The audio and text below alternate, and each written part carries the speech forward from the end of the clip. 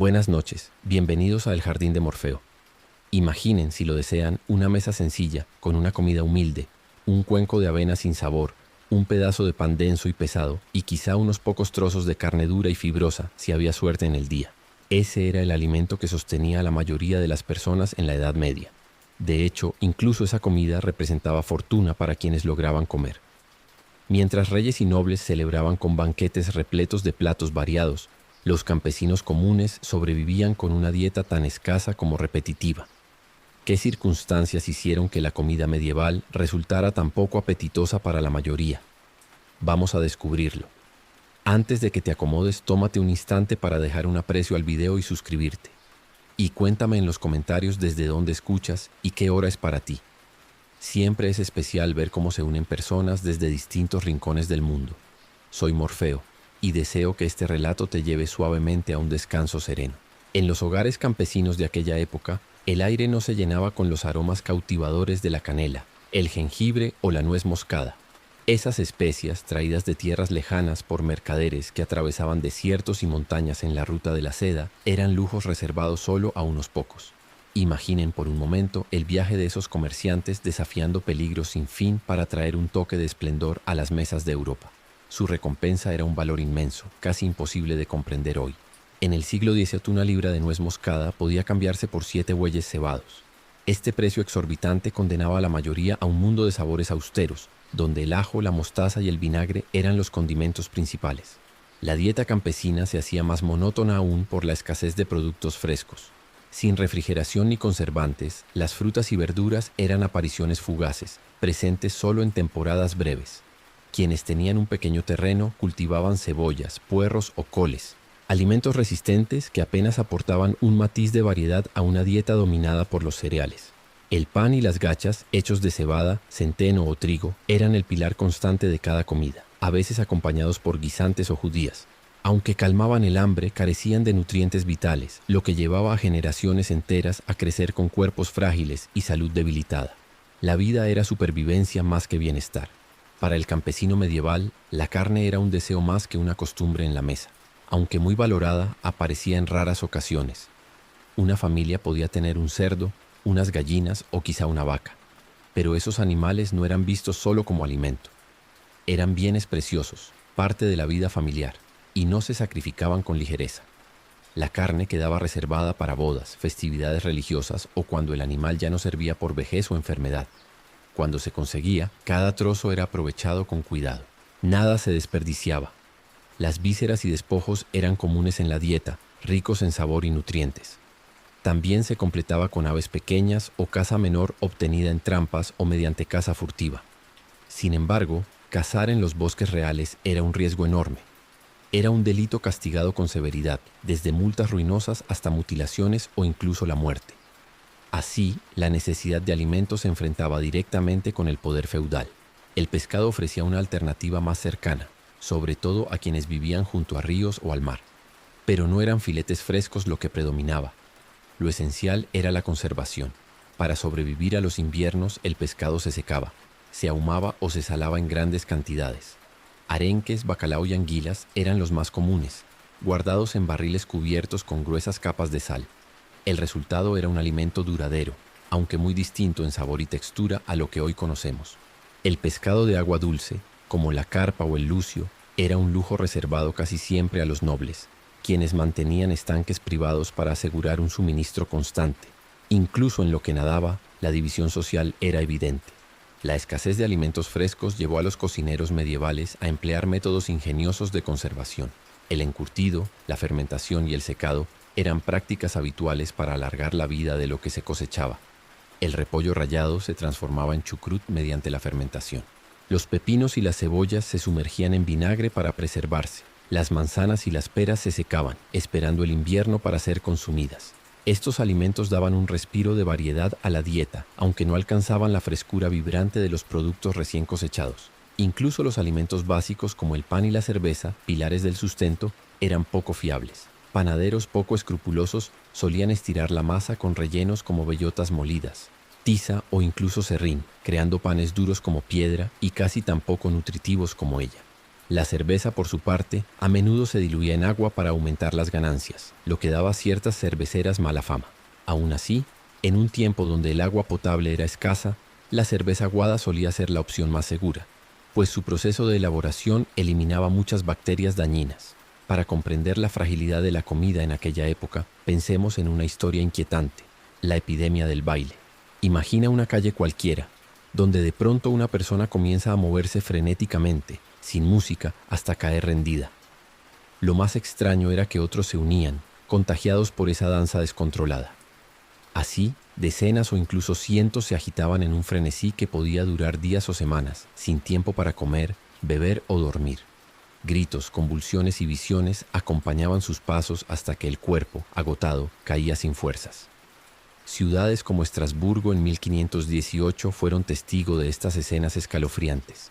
Hoy comprendemos que aquella locura no puede explicarse sin el trasfondo de hambre y debilidad de la población. La dieta campesina, basada en cereales y legumbres, carecía de nutrientes vitales, lo que debilitaba el cuerpo y la mente. A ello se suma que el grano podía contaminarse con un hongo, el Claviceps purpurea, causante del ergotismo o fuego de San Antón. Los compuestos tóxicos de este hongo, presentes en panes y gachas elaborados con cereales infectados, provocaban convulsiones, alucinaciones y espasmos, incluso movimientos incontrolables. Lo que en ese entonces parecía obra de demonios o maldiciones divinas, hoy lo entendemos como la unión de la fragilidad física, la presión psicológica de pestes y supersticiones, y la intoxicación de alimentos contaminados. La llamada locura del baile fue un eco doloroso de la desesperación medieval. Esto nos conduce quizá al aspecto más incómodo de la comida medieval, la ausencia total de higiene. Sin conocimiento de los gérmenes ni de la seguridad alimentaria, la contaminación era frecuente.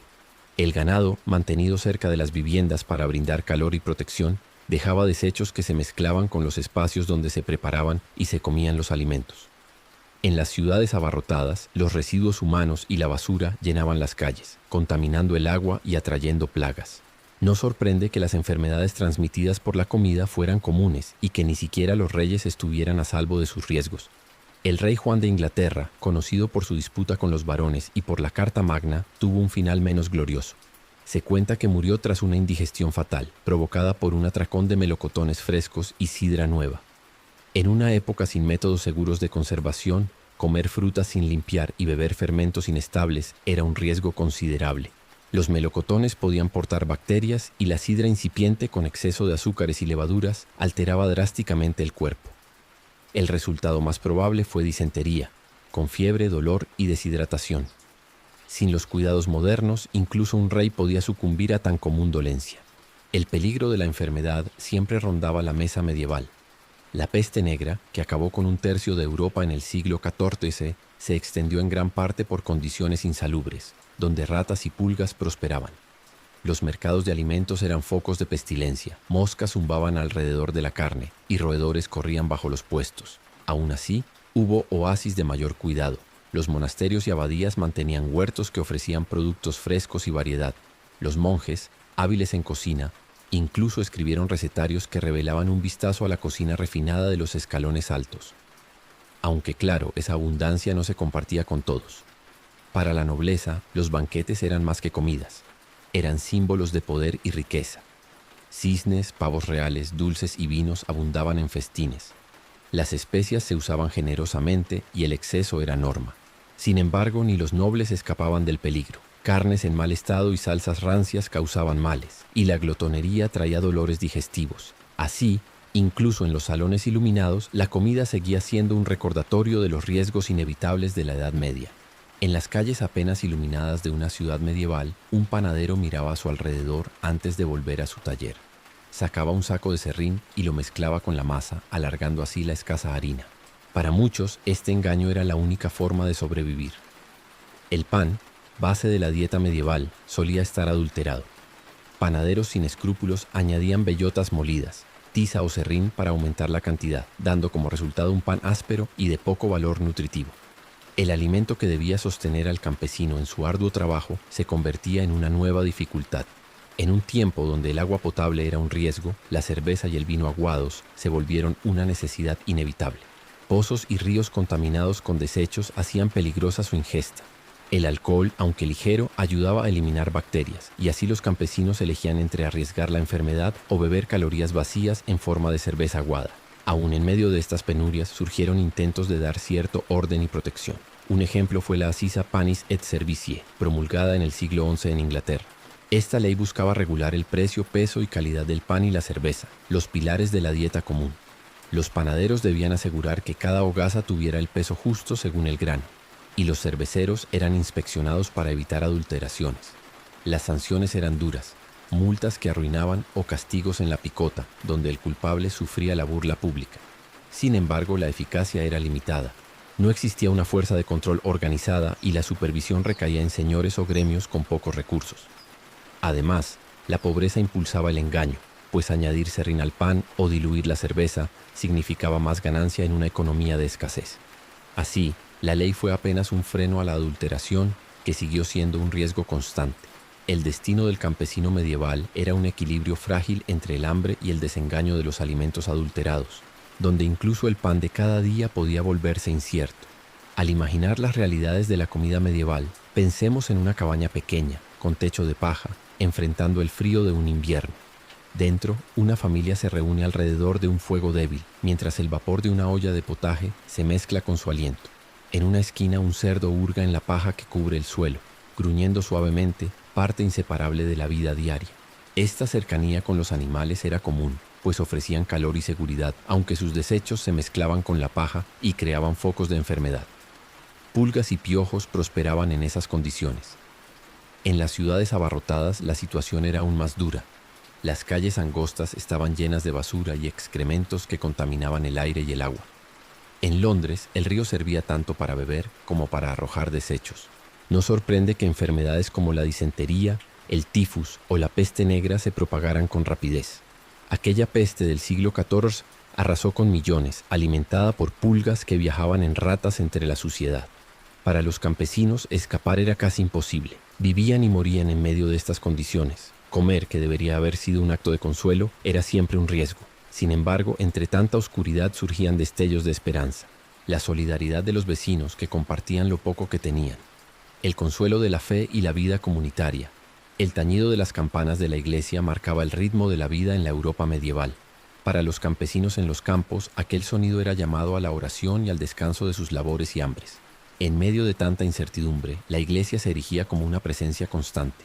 Pero esa misma institución imponía reglas que afectaban la comida.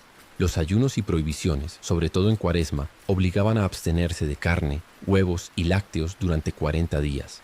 Para quienes apenas tenían con qué alimentarse, era una carga mayor.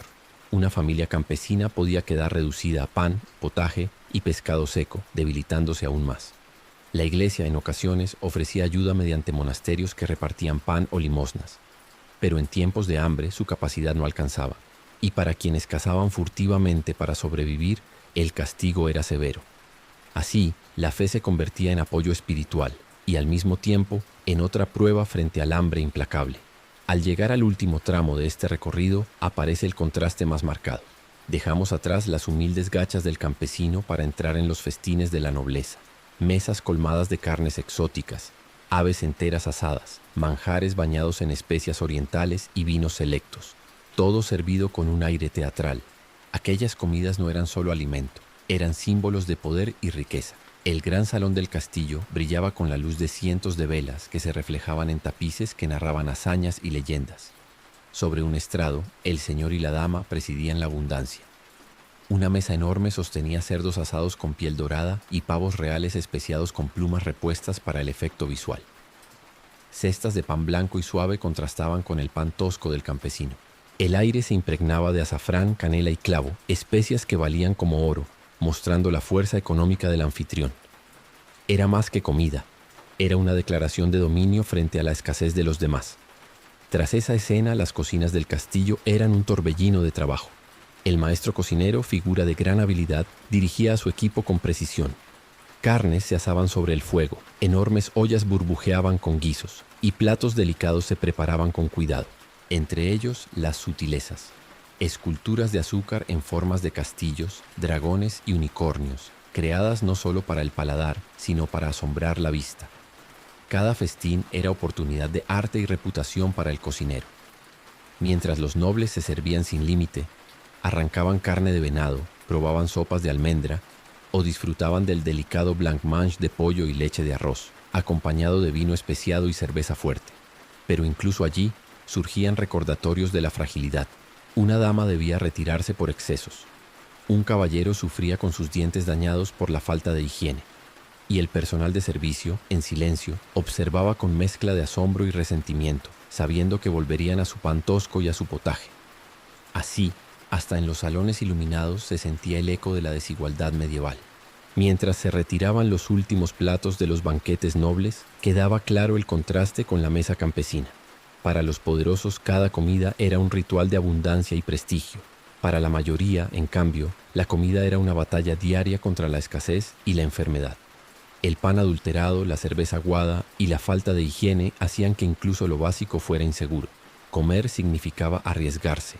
El campesino aceptaba cada bocado como recordatorio de su fragilidad. Su vida se sostenía en un equilibrio entre hambre y subsistencia, mientras la nobleza hacía de cada festín un espectáculo de riqueza. En el día a día, la carne se convertía en el símbolo más claro de desigualdad. Para los campesinos, era un lujo escaso, reservado a celebraciones o a la necesidad. Un cerdo, unas gallinas o una vaca podían dar alimento, pero eran bienes demasiado valiosos para sacrificarse a la ligera. Los nobles, en cambio, disfrutaban de caza mayor, protegida celosamente en bosques reales y de aves servidas en abundancia. Los registros de la corte de Ricardo II muestran banquetes con cientos de animales preparados para un solo evento. En contraste, una familia campesina podía probar carne apenas unas pocas veces al año, en Navidad o Pascua, conservada con sal o secada para que durara. Solo un momento breve en que el hambre cedía. Sin embargo, tras la peste negra del siglo XIV, la escasez de mano de obra otorgó al campesinado una fuerza inesperada. Hubo más tierras disponibles y menos bocas que alimentar. Por un tiempo, muchos pudieron exigir mejores salarios y acceso a más carne. Fue una edad dorada corta, donde la dieta de algunos mejoró, pero la nobleza reaccionó imponiendo leyes y cargas para recuperar su control, lo que llevó a revueltas campesinas como la de 1381. Aunque fueron sofocadas, dejaron testimonio de cómo incluso el acceso a la comida podía transformarse en motor de cambios sociales. Durante gran parte de la Edad Media, la carne siguió siendo un bien raro y codiciado. Su ausencia convertía cada trozo en símbolo de riqueza. En los salones de los castillos, nobles y caballeros se deleitaban con caza asada, aves delicadas, vinos e hidromiel. En las chozas campesinas, un pedazo de cerdo salado o una pata de pollo fibrosa era un tesoro difícil de obtener. Esta desigualdad mostraba lo duro de aquel tiempo, donde incluso un estómago lleno era señal de privilegio. El poco acceso a la carne reflejaba la distancia entre ricos y pobres, tan grande como la que separaba el banquete real del plato vacío del campesino. A esta realidad se sumaba la influencia de la Iglesia. El calendario religioso estaba lleno de días de ayuno y de abstinencia, donde la carne y los productos animales quedaban prohibidos. La Cuaresma, los 40 días antes de Pascua, era el más estricto. Nada de carne, huevos ni lácteos. Para los nobles la incomodidad era pequeña. Podían reemplazar con frutas exóticas, especias o pescados de sus estanques privados. Para los pobres, en cambio, la Cuaresma era una dieta aún más reducida, casi un eco del hambre constante. La justificación era espiritual. Al negarse a sí mismos esos alimentos, los fieles purificaban el alma y se unían al sufrimiento de Cristo. Pero para quienes rara vez probaban carne, la prohibición parecía una carga más. Aún así, pocos desafiaban esas normas. El temor a la condenación eterna aseguraba obediencia. Los monasterios, además, eran centros de innovación agrícola y de ayuda. Cultivaban tierras con nuevas técnicas, cuidaban del ganado y repartían pan y cerveza a los necesitados. Su caridad era alivio en tiempos de hambre, aunque siempre limitada. En un mundo sin redes sociales de apoyo, los monasterios eran el refugio más cercano. Una mezcla de fe, disciplina y sustento. Con el paso de los siglos, la distancia entre ricos y pobres en la mesa no hizo más que crecer. A finales del XIV y XV, Europa vivió lo que se llamó la Pequeña Edad de Hielo, un tiempo de fríos intensos y climas inestables. Sequías, inundaciones y heladas arruinaban cosechas, haciendo que los precios de los alimentos subieran sin piedad. Los pobres quedaban sin recursos ni opciones, mientras la peste había reducido la población, aumentando momentáneamente los salarios.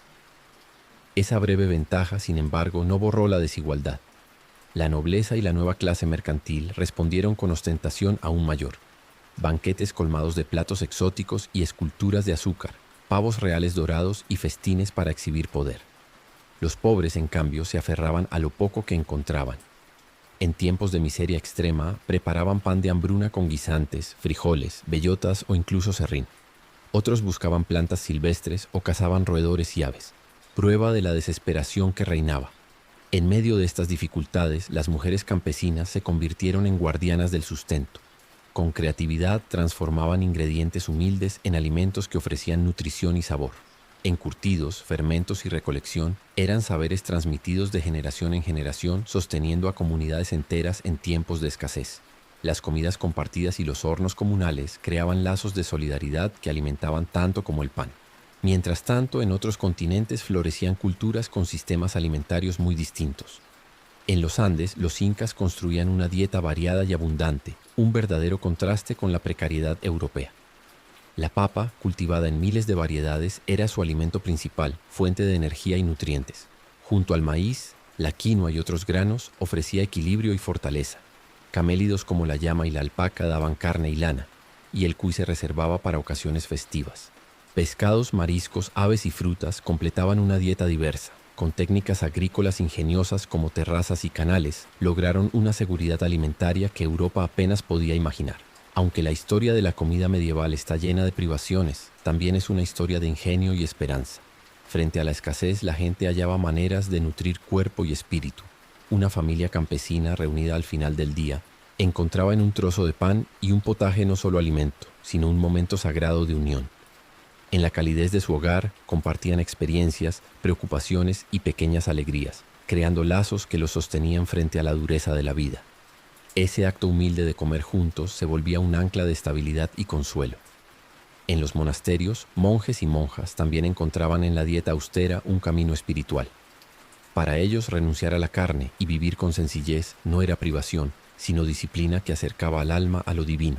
En la frugalidad hallaban propósito, paz interior y fuerza para trascender las penurias materiales. Sin embargo, ni siquiera en los monasterios la comida estaba libre de dificultad. Durante la Cuaresma, los religiosos debían subsistir con poco más que pan, agua y algunas verduras o pescado. Para algunos era ocasión de crecer en fe. Para otros, la tentación del hambre hacía de esos días una dura prueba. En un mundo donde la comida era escasa, abstenerse voluntariamente parecía una paradoja. Y aún así, la gente medieval supo adaptarse. Aprendieron a conservar mediante salazón, ahumado y secado, a aprovechar lo mínimo y a encontrar gozo en lo simple. La historia de su alimentación es también la de su resiliencia. Recordar ese pasado nos ayuda a apreciar lo lejos que hemos llegado en seguridad y abundancia, pero también lo mucho que compartimos con ellos. Así como lucharon por llevar comida a su mesa, nosotros también enfrentamos retos de nuestro tiempo.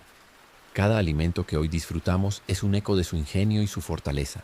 En la historia del pan medieval surge la figura de Hildegarda de Bingen, una mujer del siglo XI, mística, música y sabia. Nacida en una familia noble de lo que hoy es Alemania, entró de niña en la vida monástica y llegó a ser abadesa.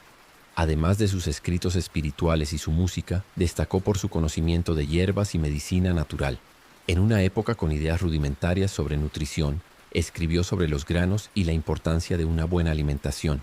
En sus textos describió la espelta como el mejor grano para el ser humano, afirmando que el pan hecho con ella nutría el cuerpo y alargaba la vida. También advertía contra el consumo de cereales crudos, mostrando una intuición sorprendente sobre la digestión. No se quedó en la teoría. En su abadía dirigía cultivos y panaderías, produciendo pan de espelta que no solo alimentaba a las monjas, sino que se repartía a los enfermos y pobres. Aunque la espelta era un lujo fuera del alcance de la mayoría, la visión de Hildegarda fue anticipatoria. La ciencia moderna confirma que tiene más proteínas y es más digestiva que el trigo común. Su legado muestra cómo el saber antiguo a veces se alinea con descubrimientos recientes. El pan en la Edad Media era mucho más que alimento. Era símbolo de estatus y, en manos de figuras como ella, herramienta de sanación. Sin embargo, para la mayoría, el pan seguía siendo tosco, escaso y desigual en su distribución. Cuando el clima fallaba, el hambre acechaba. La gran hambruna de 1315 a 1322 fue una tragedia. Con veranos fríos y húmedos, guerras y desorganización, Europa cayó en la miseria. Crónicas cuentan de personas que comieron perros, gatos e incluso cuerpos humanos en su desesperación. Regiones enteras vieron morir a un cuarto de su población. Hambre y muerte eran sombras constantes para los campesinos, siempre a merced del clima y de la fortuna. La carne en la mesa medieval era un lujo marcado por la clase social. Para los campesinos solía ser escasa y provenía de los cortes más duros de animales viejos. El ganado vacuno era demasiado valioso como fuerza de trabajo y fuente de leche como para sacrificarse. El cerdo y las aves eran algo más accesibles, pero seguían siendo considerados lujos. En algunas regiones como Escandinavia, el pescado de agua dulce se convirtió en la principal proteína, abundante y vital. La caza mayor estaba reservada a los nobles, que protegían sus derechos sobre venados y jabalíes. El poder feudal se reflejaba incluso en quién podía cazar.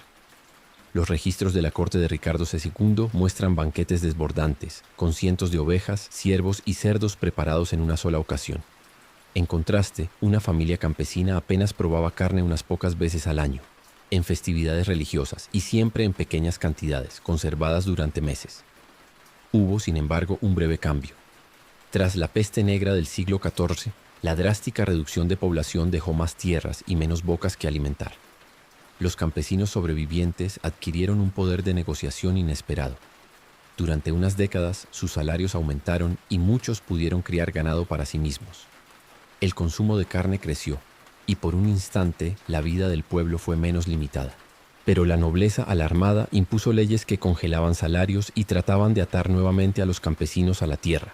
Esto llevó a tensiones crecientes y a la revuelta campesina de 1381, sofocada con dureza. Aunque sus logros fueron revertidos, dejó constancia del impacto social de aquella epidemia. Por un breve tiempo, los campesinos probaron una vida con menos escasez, un respiro que demostró que incluso el alimento podía ser motor de cambios históricos. Luego la carne volvió a ser un privilegio, recordando a cada hogar la distancia entre hambre y abundancia. Durante gran parte de la Edad Media, la carne siguió siendo un lujo reservado a unos pocos, y hasta ese privilegio estaba sujeto a la influencia de la Iglesia. Con su calendario lleno de ayunos y restricciones, marcaba los tiempos de lo que podía o no comerse. La Cuaresma, con sus 40 días antes de Pascua, era la más severa. Se prohibía la carne, los lácteos y los huevos. Para los nobles, estas normas eran una incomodidad menor, pues podían reemplazar con pescados de sus estanques, frutas secas, especias y preparaciones delicadas. Para los campesinos ya limitados en su dieta, la Cuaresma significaba una restricción aún más dura, intensificando la privación constante. El sentido espiritual era claro. Abstenerse de la carne purificaba el alma y acercaba a los fieles al sacrificio de Cristo. Pero en un mundo de hambre diaria, estas reglas podían parecer una pesada ironía. Aún así, nadie osaba desafiar la autoridad de la Iglesia, pues hacerlo era arriesgar no solo la vida social, sino también la salvación eterna. Los monasterios y abadías no eran solo refugios espirituales, sino también motores de progreso. Introdujeron nuevas técnicas agrícolas, cuidaron el ganado y conservaron el conocimiento antiguo sobre la tierra. A menudo repartían pan y cerveza a los necesitados, ofrecían hospitalidad y atendían a los enfermos. En un mundo sin apoyo estatal, la Iglesia era la única red de seguridad para los más pobres.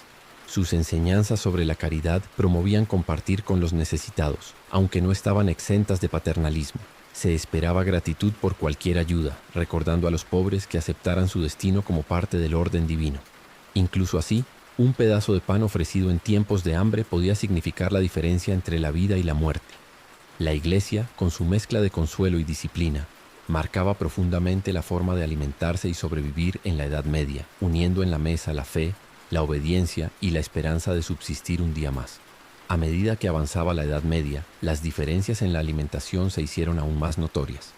El clima cambió, y la llamada Pequeña Edad de Hielo trajo consigo fríos prolongados, sequías, inundaciones y heladas que arruinaban los cultivos. Los rendimientos agrícolas se desplomaron y los precios de los alimentos se dispararon. Los pobres, ya debilitados, quedaron muchas veces sin siquiera lo básico. La peste negra había reducido la población y los salarios habían aumentado en un inicio. Pero esa ventaja fue breve. Los nobles y la nueva clase mercantil respondieron con un consumo más ostentoso, organizando banquetes suntuosos con desfiles de platos exóticos y esculturas de azúcar doradas para impresionar. Mientras tanto, la gente común debía sobrevivir como podía, preparando pan de hambruna con guisantes, frijoles, bellotas y, en los peores casos, serrín. Otros se aferraban a plantas silvestres o cazaban pequeños animales como roedores y cuervos, reflejo de la desesperación que marcaba esos tiempos. En medio de la escasez, las mujeres campesinas fueron las guardianas del ingenio culinario. Con creatividad y paciencia, encontraban la manera de extraer sabor y nutrición de los ingredientes más humildes. Sus saberes sobre encurtidos, fermentos y conservación pasaban de generación en generación, sosteniendo a comunidades enteras en los periodos más duros. En los hornos comunales y en las comidas compartidas, cultivaban no solo alimento, sino también lazos de solidaridad que mantenían viva la esperanza. Así, mientras los salones nobles se llenaban de exceso, las cocinas campesinas guardaban el espíritu de resistencia. Entretanto, en otro continente florecía el imperio inca, con una dieta rica y diversa que contrastaba profundamente con la precariedad europea. Su dominio de la papa, el maíz, la quinoa y una gran variedad de frutas, carnes y pescados mostraba un conocimiento agrícola admirable, capaz de alimentar a millones con abundancia y equilibrio. Frente a ello, la dieta medieval parecía aún más frágil y limitada. Mientras los campesinos europeos sobrevivían con pan áspero y potajes simples, en el otro lado del mundo florecía una civilización con un sistema alimentario más variado y nutritivo. En los Andes, los incas construyeron una dieta sólida basada en una increíble diversidad de cultivos. La papa era su alimento principal, cultivada en miles de variedades adaptadas a distintas alturas y climas. Su valor nutritivo y su capacidad de conservación la hacían esencial para alimentar a millones. Junto a ella, el maíz era fundamental, consumido en forma de harina, bebidas fermentadas como la chicha y platos cotidianos. Otro grano, la quinoa, completaba esta base con proteínas y nutrientes que fortalecían el cuerpo. Los incas también criaban camélidos como la llama y la alpaca, que les proporcionaban carne, lana y transporte. El cuy, un pequeño roedor andino, era criado en los hogares y se servía en festividades especiales como manjar preciado. En las regiones costeras y lacustres, el pescado y los mariscos completaban la dieta, ofreciendo proteínas y grasas saludables. Frutas como la lúcuma, la chirimoya y el aguaimanto añadían dulzura y variedad. Este mosaico de alimentos era posible gracias a técnicas agrícolas avanzadas. Terrazas construidas en laderas para aprovechar la tierra, canales de riego que llevaban agua a los cultivos y el uso de chuño, papas deshidratadas que podían almacenarse por años sin perder valor nutritivo. Este ingenio aseguraba estabilidad alimentaria incluso frente a climas adversos. La dieta inca rica y equilibrada contrasta de manera marcada con la precariedad de la Europa medieval, donde el hambre era compañero constante y la mesa casi siempre pobre y repetitiva. La historia de la alimentación medieval, con todas sus privaciones, también habla de la fortaleza del ser humano. A pesar del hambre, las enfermedades y la desigualdad, la gente encontraba maneras de sostenerse y de dar sentido a lo poco que tenía. Una familia reunida en torno a un cuenco de potaje compartía no solo alimentos, sino compañía y esperanza. Ese sencillo acto de comer juntos era un refugio frente a la dureza de la vida. En monasterios y conventos, la comida se entendía como disciplina espiritual. Los monjes y monjas practicaban la austeridad con la convicción de que la renuncia purificaba el alma. Para ellos, vivir con pan negro, verduras y agua era un camino hacia lo divino. En esa frugalidad encontraban propósito y fortaleza interior. Pero ni siquiera en la vida religiosa la comida estaba libre de dificultades. Durante los ayunos más rigurosos, como la Cuaresma, muchos subsistían con apenas pan, legumbres y un poco de pescado seco. Para algunos era ocasión de crecer en fe. Para otros era una prueba casi insoportable. Sin embargo, la creatividad y el ingenio del pueblo medieval siempre encontraban caminos. La salazón, el ahumado, el secado y el uso de hierbas eran recursos que prolongaban la vida de los alimentos. La capacidad de aprovechar cada parte de un animal o de una cosecha era señal de sabiduría transmitida de generación en generación. En su austeridad hallaban formas de resistencia. Recordar su experiencia nos invita hoy a valorar lo que tenemos y a reconocer la resiliencia que a lo largo de la historia ha acompañado siempre al acto de alimentarse. Lo que para ellos fue lucha diaria, para nosotros puede ser inspiración y gratitud. En medio de la dureza de la alimentación medieval aparece una figura luminosa, Hildegarda de Bingen. Esta abadesa del siglo XI, además de mística y compositora, fue una de las primeras en escribir sobre la importancia de la nutrición. En sus textos hablaba de los granos, y en especial de la espelta, a la que consideraba el mejor alimento para el ser humano. Decía que el pan hecho con ella fortalecía el cuerpo y el espíritu, alargando la vida. También advertía contra el consumo de cereales crudos, mostrando una intuición sorprendente para su tiempo. En su abadía no solo predicaba, sino que supervisaba cultivos y panaderías, asegurando que el pan de espelta alimentara tanto a sus hermanas como a los enfermos y pobres. Hoy sabemos que la espelta tiene más proteínas y mejor digestión que el trigo común, confirmando su sabiduría. Su legado revela cómo la espiritualidad y el conocimiento podían unirse en algo tan cotidiano como el pan. Sin embargo, para la mayoría, el pan seguía siendo tosco, escaso y muchas veces adulterado. Cuando el clima fallaba, el hambre se volvía insoportable. La gran hambruna de 1315 a 1322 lo demostró con crudeza. Veranos fríos y húmedos arruinaron cosechas durante varios años seguidos. El ganado murió por falta de pasto y las reservas se agotaron. Desesperados, algunos comieron raíces, cortezas e incluso animales domésticos. Crónicas hablan de casos de canibalismo, prueba del extremo al que llegó la miseria. Se estima que una cuarta parte de la población de ciertas regiones murió. Hambre y enfermedad se unieron, dejando cicatrices profundas en toda Europa. En aquel tiempo la comida era siempre un recordatorio de la fragilidad humana frente a la naturaleza. La carne fue siempre uno de los símbolos más claros de estatus en la Edad Media. Para el campesino común, probarla era un lujo raro, reservado a fiestas religiosas o a momentos excepcionales. Los animales de granja eran demasiado valiosos vivos, ya fuera por la leche, los huevos o el trabajo en el campo. Solo cuando envejecían o enfermaban se sacrificaban, y cada parte se aprovechaba con cuidado. Los nobles, en cambio, disfrutaban de banquetes repletos de carne. Venados, jabalíes y aves exóticas llegaban a sus mesas, protegidos por leyes que reservaban la caza mayor exclusivamente para ellos. Así, hasta los bosques y los animales eran reflejo del poder feudal. En registros de cortes como la de Ricardo II, se mencionan banquetes en los que se consumían cientos de animales en un solo evento, mientras una familia campesina apenas probaba un pedazo de cerdo salado en Navidad.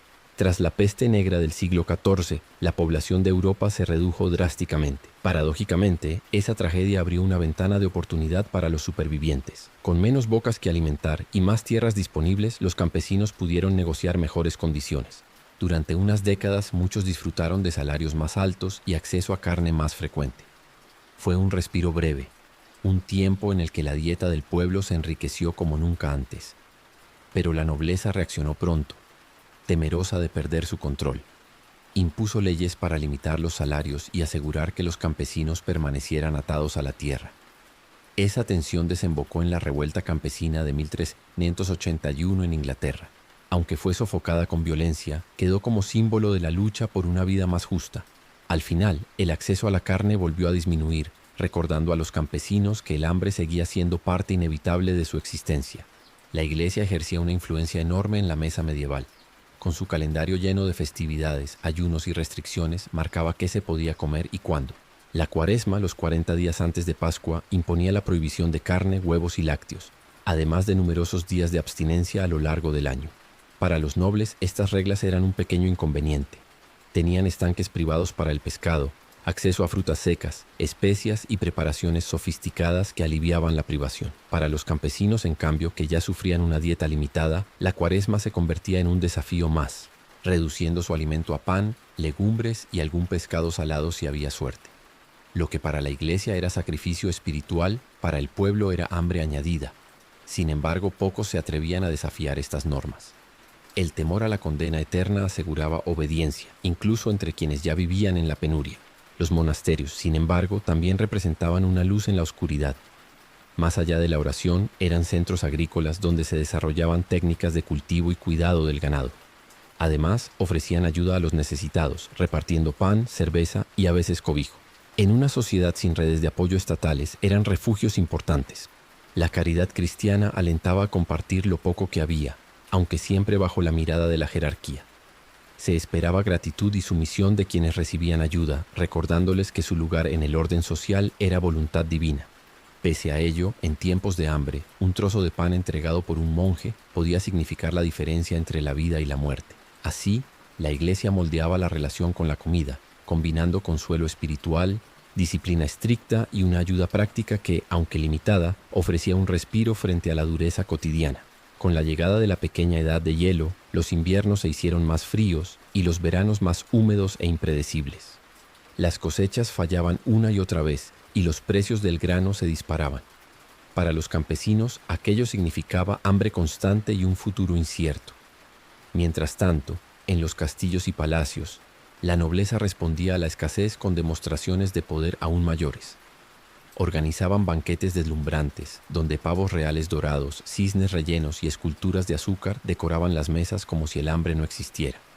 Las especias más caras, traídas de tierras lejanas, llenaban el aire de aromas exóticos, mostrando que para los poderosos la abundancia seguía siendo posible.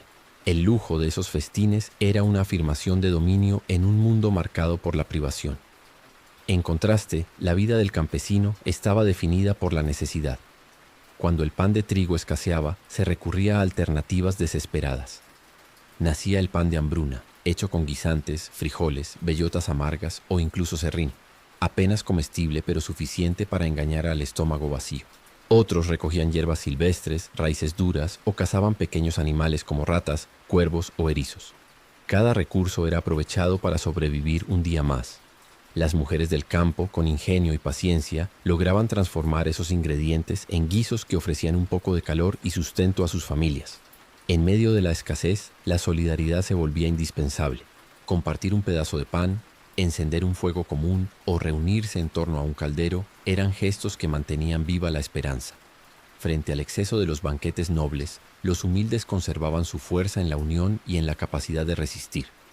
En ese escenario de privaciones, las mujeres campesinas se convirtieron en verdaderas guardianas del ingenio culinario. Eran ellas quienes día tras día encontraban la forma de transformar ingredientes escasos en comidas que sostuvieran a sus familias. Sabían cómo fermentar, encurtir y conservar, cómo aprovechar hasta la última raíz, cómo recolectar hierbas silvestres que añadían sabor y nutrientes a la olla. Sus conocimientos, transmitidos de generación en generación, eran la base de la supervivencia.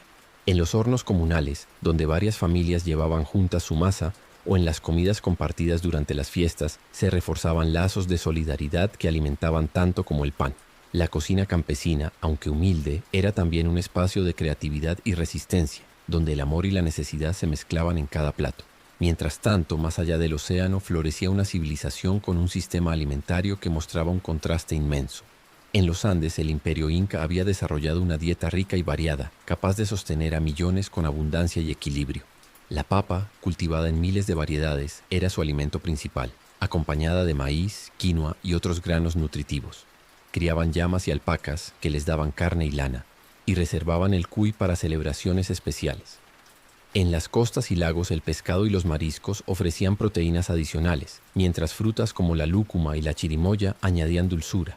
Gracias a sus terrazas agrícolas, sus sistemas de riego y su capacidad para deshidratar y almacenar alimentos como el chuño, lograron seguridad alimentaria incluso en climas extremos. Frente a la austeridad de la dieta medieval europea, la mesa incaica parecía un banquete constante, un testimonio de la relación sabia entre naturaleza, cultura y sustento. La historia de la comida medieval no es solo un relato de hambre y escasez, sino también de resiliencia y esperanza. Aun en medio de la dificultad, la gente encontraba maneras de sostenerse y de dar sentido a lo poco que tenía. Una familia campesina, reunida en torno a un fuego débil, compartiendo un cuenco de potaje, encontraba en ese gesto sencillo un momento de unión que fortalecía el espíritu. La comida, aunque pobre, se transformaba en un ritual de compañía y consuelo. En los monasterios, los monjes veían en la austeridad de la dieta una vía para acercarse a lo divino. El pan negro, las verduras y el agua eran aceptados no como privación, sino como disciplina que purificaba el alma. En esa frugalidad hallaban propósito y paz. Durante los ayunos más rigurosos, la mesa se reducía a lo mínimo: pan, legumbres y un poco de pescado seco. Para algunos era oportunidad de crecer en fe, para otros una prueba de resistencia física y espiritual. Sin embargo, el ingenio del pueblo siempre hallaba soluciones. Métodos como el salado, el ahumado y el secado permitían conservar alimentos. Las hierbas daban un toque de sabor y los despojos de los animales se aprovechaban con sabiduría. Cada recurso era usado con cuidado y de esa forma se lograba subsistir. Así, en medio de la dureza, surgían lazos de solidaridad y momentos de alivio. La historia de su alimentación nos recuerda lo mucho que ha cambiado nuestra relación con la comida, pero también lo constante que sigue siendo la necesidad de compartir. Porque más allá del hambre y la escasez, el acto de comer juntos siempre ha sido una forma de dar sentido y esperanza a la vida. Entre las sombras de la Edad Media surge la figura inspiradora de Hildegarda de Bingen. Abadesa del siglo XI, mística, música y sabia, fue también pionera en escribir sobre la importancia de la alimentación. En sus textos hablaba de la espelta como el mejor de los granos, afirmando que el pan elaborado con ella fortalecía el cuerpo y prolongaba la vida. Recomendaba evitar los cereales crudos, mostrando un conocimiento adelantado a su tiempo sobre la digestión. En su monasterio supervisaba cultivos y panaderías, asegurando que el pan de espelta no solo alimentara a sus hermanas, sino también a los enfermos y necesitados.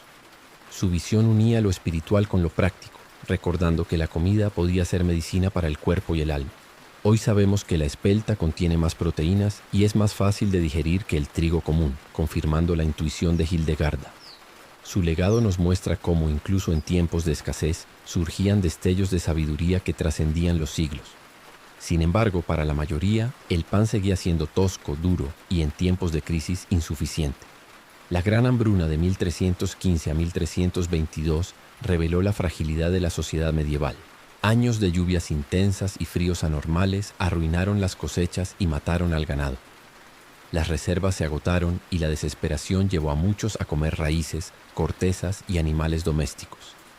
Algunos relatos hablan incluso de canibalismo, prueba del extremo al que se llegó.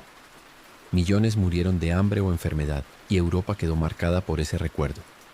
Aquellos años mostraron cuán vulnerable era la vida, cuando la comida escaseaba y cuán estrecha era la línea entre la supervivencia y la desesperación. La carne siempre fue símbolo de estatus en la Edad Media. Para los campesinos apenas aparecía en la mesa unas pocas veces al año, en Navidad, Pascua o alguna celebración especial. Un cerdo criado durante meses podía ser sacrificado y salado para prolongar su uso, pero era un lujo excepcional. Los nobles, en cambio, gozaban de caza abundante, protegida por estrictas leyes que reservaban los bosques y animales para su disfrute. Venados, jabalíes y aves exóticas se servían en sus banquetes, acompañados de especias costosas y vinos selectos. Así, hasta la naturaleza estaba marcada por la división social. Lo que corría en los bosques o nadaba en los estanques pertenecía a los poderosos, mientras los campesinos se arriesgaban a severos castigos si cazaban para sobrevivir. Tras la peste negra del siglo XIV, la drástica reducción de población transformó temporalmente esa realidad. Con menos bocas que alimentar y más tierras disponibles, los campesinos que sobrevivieron pudieron exigir mejores condiciones. Durante unas décadas, disfrutaron de salarios más altos y acceso a carne con mayor frecuencia. Fue un breve respiro en una historia de carencias, una edad de cierta prosperidad que parecía anunciar cambios. Pero la nobleza reaccionó pronto, temerosa de perder control. Impuso leyes que limitaban salarios y reforzaban la servidumbre, generando un creciente malestar. En 1381 estalló en Inglaterra la Gran Revuelta Campesina. Aunque fue sofocada con violencia, dejó una huella profunda. Demostró que incluso el acceso a la comida podía encender luchas sociales. Tras la represión, la carne volvió a ser un privilegio de los poderosos y el pueblo regresó a su dieta pobre. Así, la mesa medieval reflejaba no solo el hambre del cuerpo, sino también las tensiones de toda una sociedad. La influencia de la Iglesia en la mesa medieval era profunda y constante.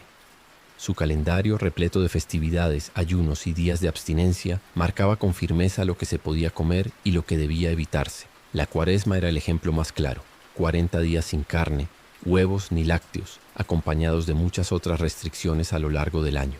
Para los nobles, estas reglas apenas suponían incomodidad, pues podían sustituir con pescados frescos de sus estanques, frutas secas, especias caras y platos elaborados.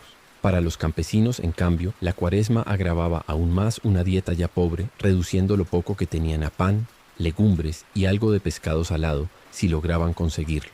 Lo que para la Iglesia era un ejercicio espiritual, para el pueblo era hambre añadido. Sin embargo, nadie osaba desobedecer, pues el temor a la condena eterna pesaba tanto como el vacío del estómago. Los monasterios ofrecían un contraste. Más allá de su vida religiosa, eran centros de innovación agrícola y de asistencia social. Cultivaban tierras con técnicas más avanzadas, criaban animales y conservaban el saber de épocas anteriores. Además, repartían pan, cerveza y ocasionalmente refugio a los necesitados. En un mundo sin estructuras estatales de ayuda, eran el único sostén para muchos. La caridad cristiana promovía compartir con los pobres, aunque siempre bajo la mirada de la jerarquía. Quienes recibían debían mostrar gratitud y aceptación de su lugar en el orden divino. Pese a estas limitaciones, en tiempos de hambruna, un pedazo de pan entregado por un monje podía significar la diferencia entre la vida y la muerte. Así, la Iglesia no solo nutría el espíritu, sino que también influía de forma decisiva en la supervivencia física, entrelazando fe, disciplina y alimento en la vida diaria de la Edad Media. Con la llegada de la pequeña Edad de Hielo, Europa enfrentó inviernos más largos y veranos impredecibles. Las cosechas fracasaban una tras otra y los precios del grano alcanzaban cifras imposibles para la mayoría. Los campesinos, ya acostumbrados a la escasez, vieron agravarse su situación hasta el límite. Mientras tanto, en los castillos, la nobleza respondía a la crisis con despliegues de lujo cada vez más ostentosos. Banquetes colmados de manjares exóticos, aves decoradas con plumas doradas y esculturas de azúcar formaban parte de un espectáculo pensado para impresionar y reafirmar poder. El aroma de las especias caras traídas de Oriente llenaba el aire, recordando a todos que incluso en tiempos de penuria, los privilegiados podían disfrutar de abundancia. Para los campesinos, la realidad era muy distinta. Cuando faltaba el trigo, recurrían al llamado pan de hambruna, elaborado con mezclas de guisantes, frijoles, bellotas e incluso serrín. Su sabor era áspero y su valor nutritivo bajo, pero calmaba por un instante el vacío del estómago. Otros se veían obligados a recolectar raíces duras, hierbas silvestres o a cazar pequeños animales como ratas y erizos. Cada recurso se aprovechaba, pues la supervivencia dependía de ello. Las mujeres del campo, con paciencia y sabiduría, transformaban esos ingredientes humildes en guisos que, aunque simples, ofrecían calor y compañía. En medio de la penuria, la solidaridad se volvía esencial. Vecinos que compartían un pedazo de pan, familias que encendían un fuego común, comunidades que se reunían alrededor de un caldero.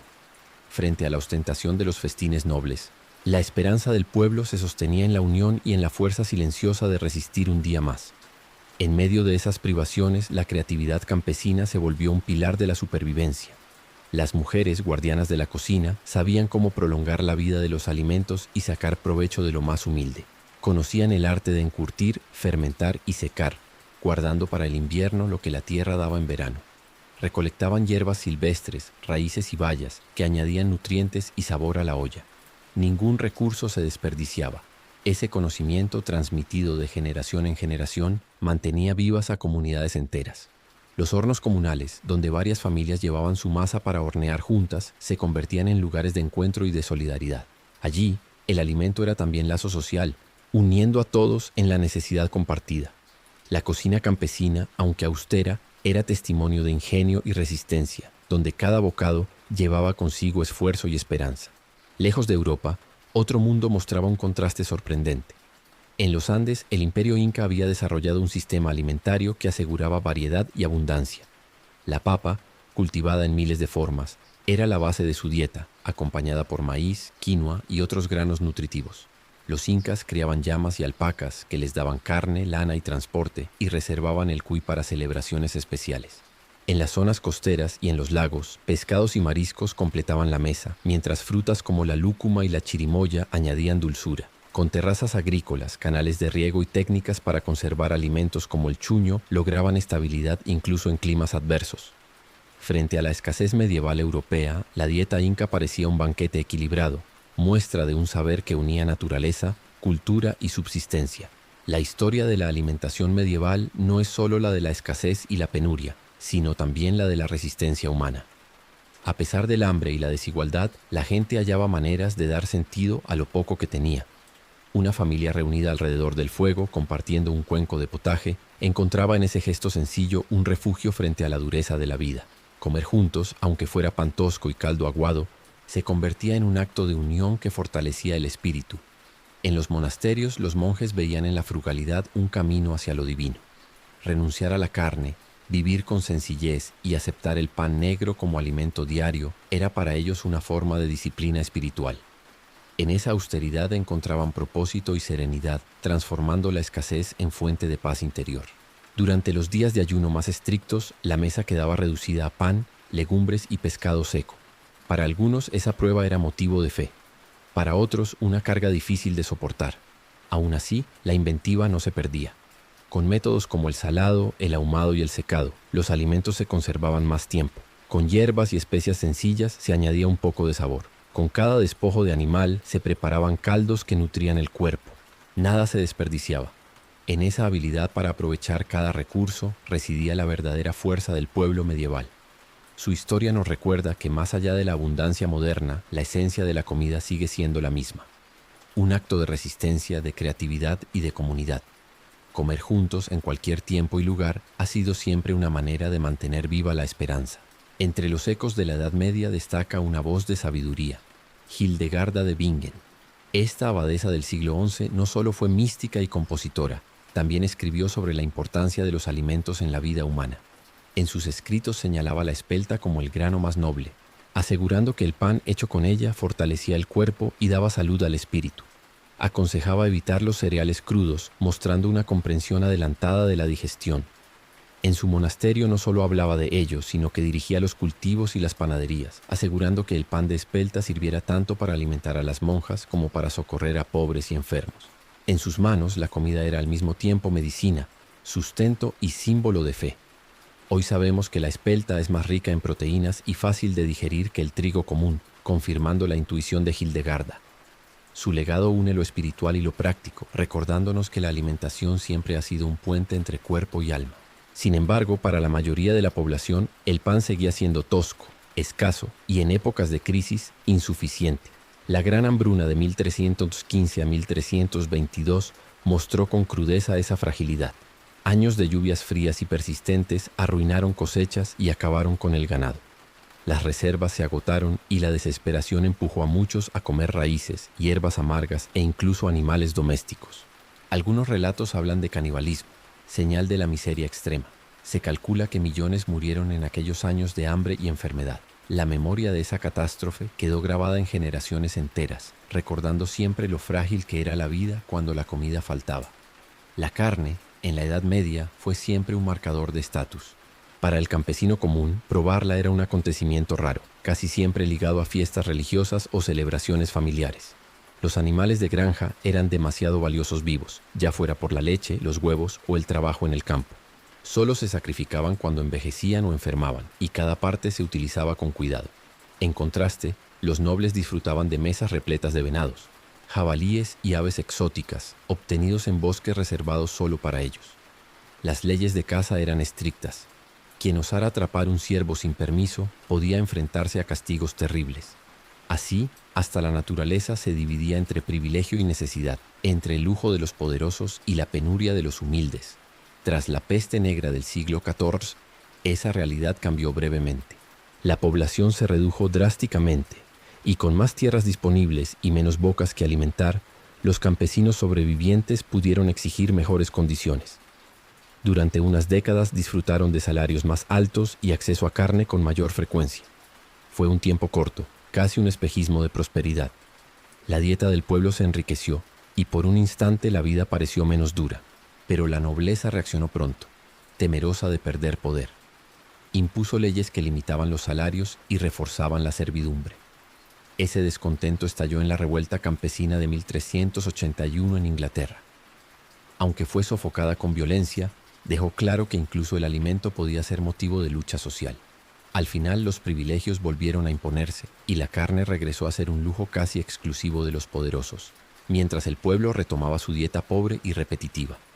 La Iglesia tuvo un papel decisivo en la mesa medieval, marcando con su calendario lo que se podía comer y lo que debía evitarse. La Cuaresma, con sus 40 días de ayuno antes de Pascua, prohibía carne, lácteos y huevos, además de muchos otros días de abstinencia repartidos durante el año. Para los nobles, aquello era una molestia menor.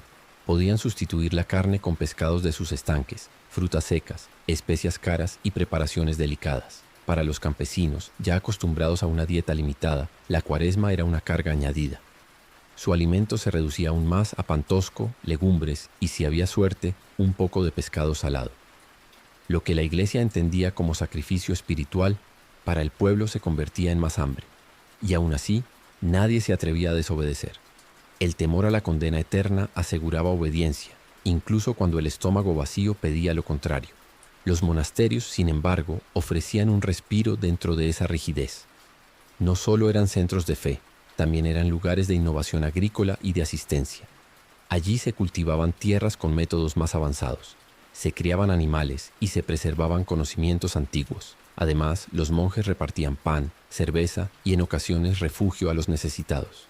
En un mundo sin instituciones de ayuda, los monasterios se convertían en refugios vitales para los más pobres. Su caridad, aunque limitada, podía significar la diferencia entre la vida y la muerte en tiempos de hambre. Eso sí, siempre iba acompañada de disciplina y de la expectativa de gratitud. La Iglesia, con su mezcla de consuelo y control, moldeaba la forma en que la gente comía y sobrevivía. Entre ayunos y ayudas, entre normas y limosnas, se entrelazaban la fe y la comida, recordando a todos que la subsistencia también era un acto espiritual.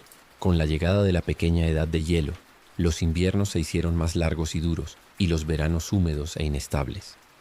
Las cosechas fallaban una y otra vez, y el precio del grano se elevaba hasta volverse inalcanzable para los pobres. La miseria se extendía por los campos, mientras en los salones de la nobleza la respuesta era la ostentación.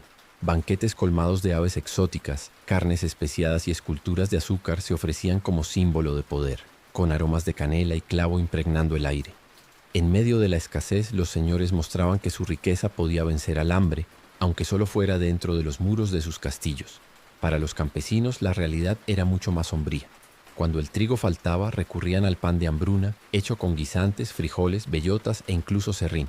Su sabor era amargo, su textura áspera, pero engañaba por un momento al estómago vacío.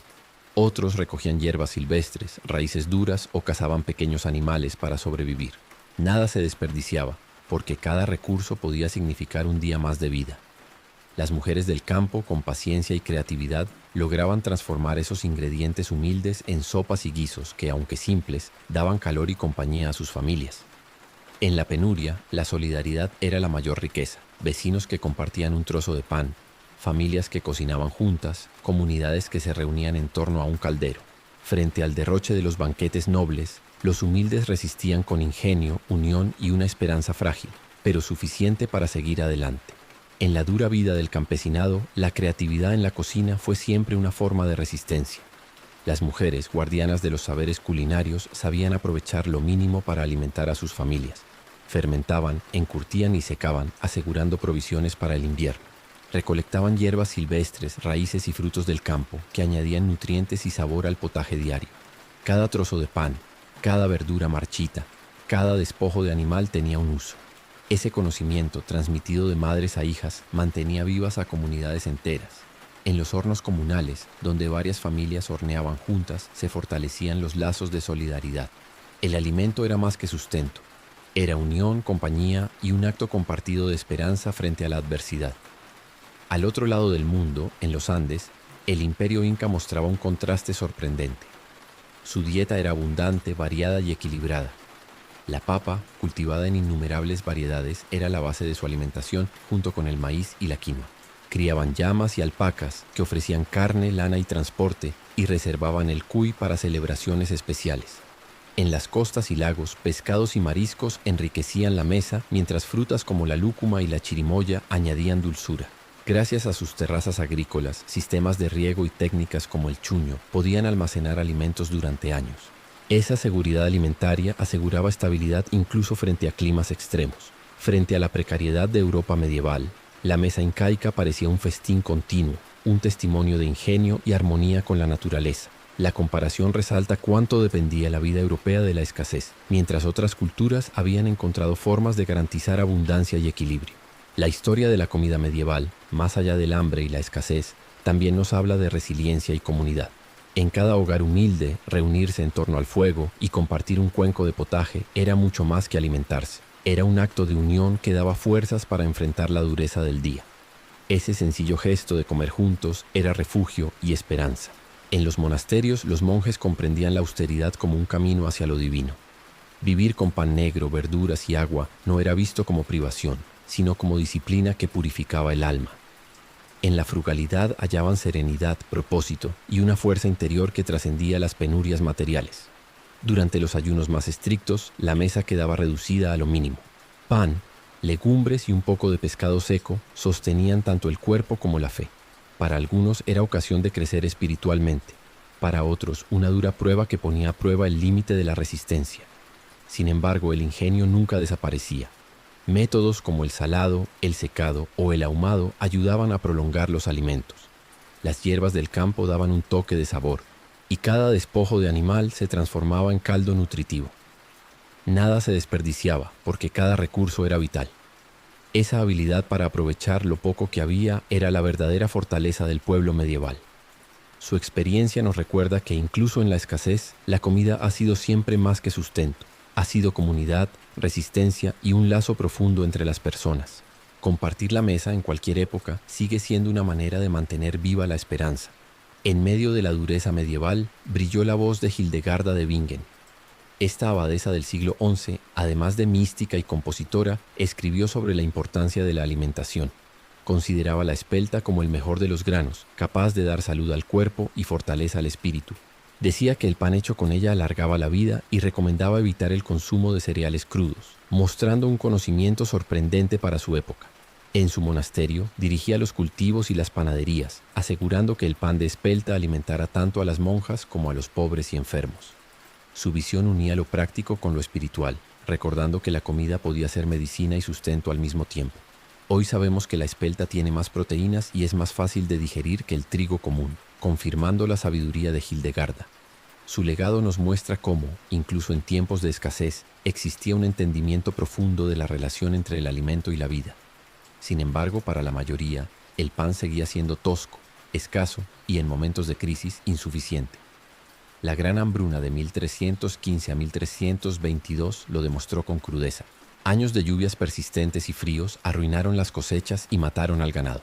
Las reservas se agotaron y la desesperación empujó a muchos a comer raíces, hierbas amargas y hasta animales domésticos. Crónicas de la época relatan episodios de canibalismo, reflejo de la desesperanza extrema. Se estima que millones murieron de hambre y enfermedad, dejando cicatrices profundas en la memoria de Europa. Aquellos años mostraron lo frágil que era la vida cuando el alimento faltaba y lo estrecho que podía ser el límite entre la supervivencia y la tragedia. La carne fue siempre un reflejo claro de estatus en la Edad Media.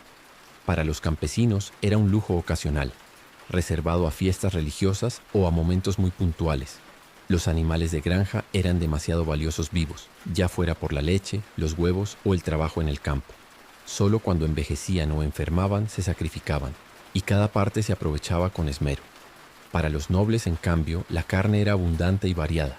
Sus mesas se llenaban de venados, jabalíes y aves exóticas, obtenidos en bosques protegidos por severas leyes de caza. Quien osaba atrapar un animal sin permiso podía sufrir castigos terribles.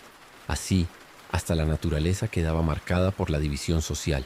Los poderosos disfrutaban del privilegio, mientras los humildes sobrevivían con migajas. Tras la peste negra del siglo XIV, ese equilibrio desigual cambió por un breve instante. La población disminuyó drásticamente y con más tierras disponibles y menos bocas que alimentar, los campesinos tuvieron un margen inesperado de negociación. Durante unas décadas los salarios subieron y la carne apareció con mayor frecuencia en las mesas humildes. Fue un respiro corto, un destello de prosperidad en medio de siglos de privaciones. Pero la nobleza reaccionó pronto, temerosa de perder su dominio. Impuso leyes para limitar los salarios y reforzar la servidumbre. El descontento se extendió hasta estallar en la revuelta campesina de 1381 en Inglaterra. Aunque fue sofocada con dureza, quedó como símbolo de la lucha por una vida más justa. Al final, los privilegios se reafirmaron y la carne volvió a ser casi exclusiva de los poderosos. Para el campesinado, la abundancia se desvaneció, recordándoles que su destino seguía atado a la escasez y la desigualdad. La Iglesia ejercía una influencia profunda en la dieta medieval, marcando con su calendario lo que se podía comer y lo que debía evitarse. La Cuaresma, con sus 40 días antes de Pascua, prohibía carne, huevos y lácteos y se sumaban muchos otros días de abstinencia a lo largo del año. Para los nobles, estas restricciones eran una incomodidad menor. Contaban con pescados de estanques privados, frutas secas, especias y recetas elaboradas que mitigaban la privación. Para los campesinos, en cambio, la Cuaresma era una carga pesada. Ya limitados a una dieta austera, debían reducir aún más su mesa a pan tosco, legumbres y, si había suerte, un poco de pescado seco o salado. Lo que para la Iglesia era un acto de sacrificio espiritual, para el pueblo era hambre añadida. Aún así, nadie se atrevía a desafiar las normas, pues el temor a la condena eterna aseguraba obediencia, incluso en medio de la necesidad. Los monasterios ofrecían, sin embargo, un rayo de alivio. Más allá de la oración, eran centros de agricultura e innovación. Allí se cultivaban tierras con métodos más avanzados, se criaba ganado y se preservaban conocimientos antiguos sobre la tierra y la salud. Además, los monjes repartían pan, cerveza y en ocasiones refugio a los más necesitados. En un mundo sin apoyo estatal, estos lugares eran refugios indispensables. Aunque su ayuda era limitada, podía significar la diferencia entre la vida y la muerte en tiempos de hambruna. La caridad, no obstante, estaba acompañada de disciplina y de la expectativa de gratitud.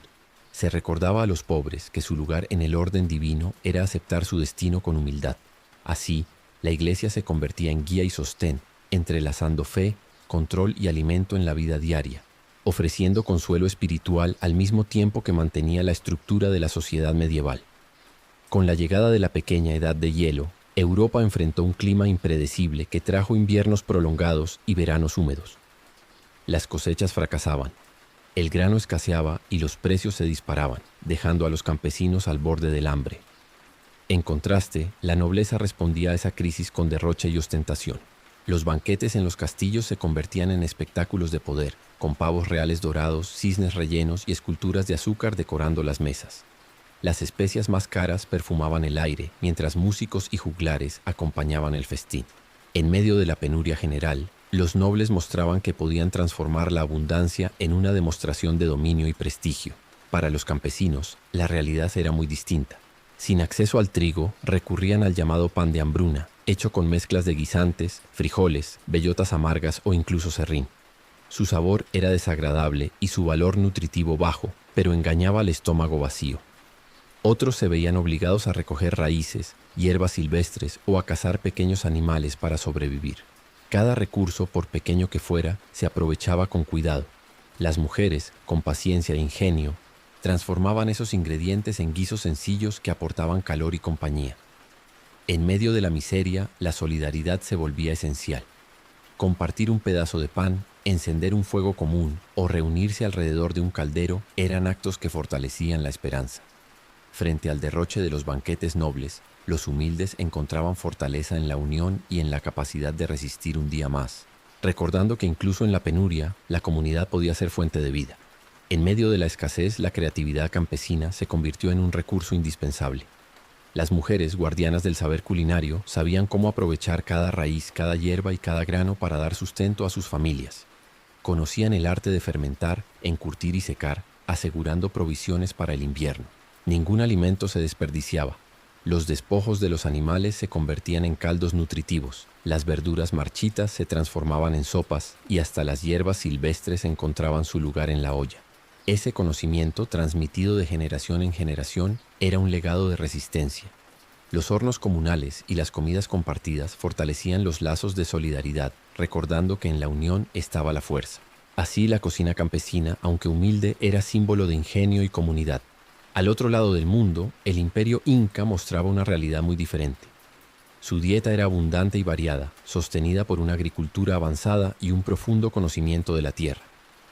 La papa, cultivada en miles de variedades, era el alimento principal, acompañada por maíz, quinoa y otros granos nutritivos. Criaban llamas y alpacas para obtener carne y lana, y reservaban el cuy para celebraciones especiales. En las costas y lagos, pescados y mariscos añadían proteínas, mientras frutas como la lúcuma y la chirimoya brindaban dulzura. Con terrazas agrícolas, canales de riego y técnicas de conservación como el chuño, lograban seguridad alimentaria incluso en climas adversos. Frente a la precariedad de la dieta europea, la mesa incaica parecía un festín equilibrado, testimonio de un pueblo que supo armonizar naturaleza y cultura. Ese contraste resalta cuán vulnerable era la Europa medieval, mientras otras civilizaciones alcanzaban una abundancia que allí parecía un sueño distante.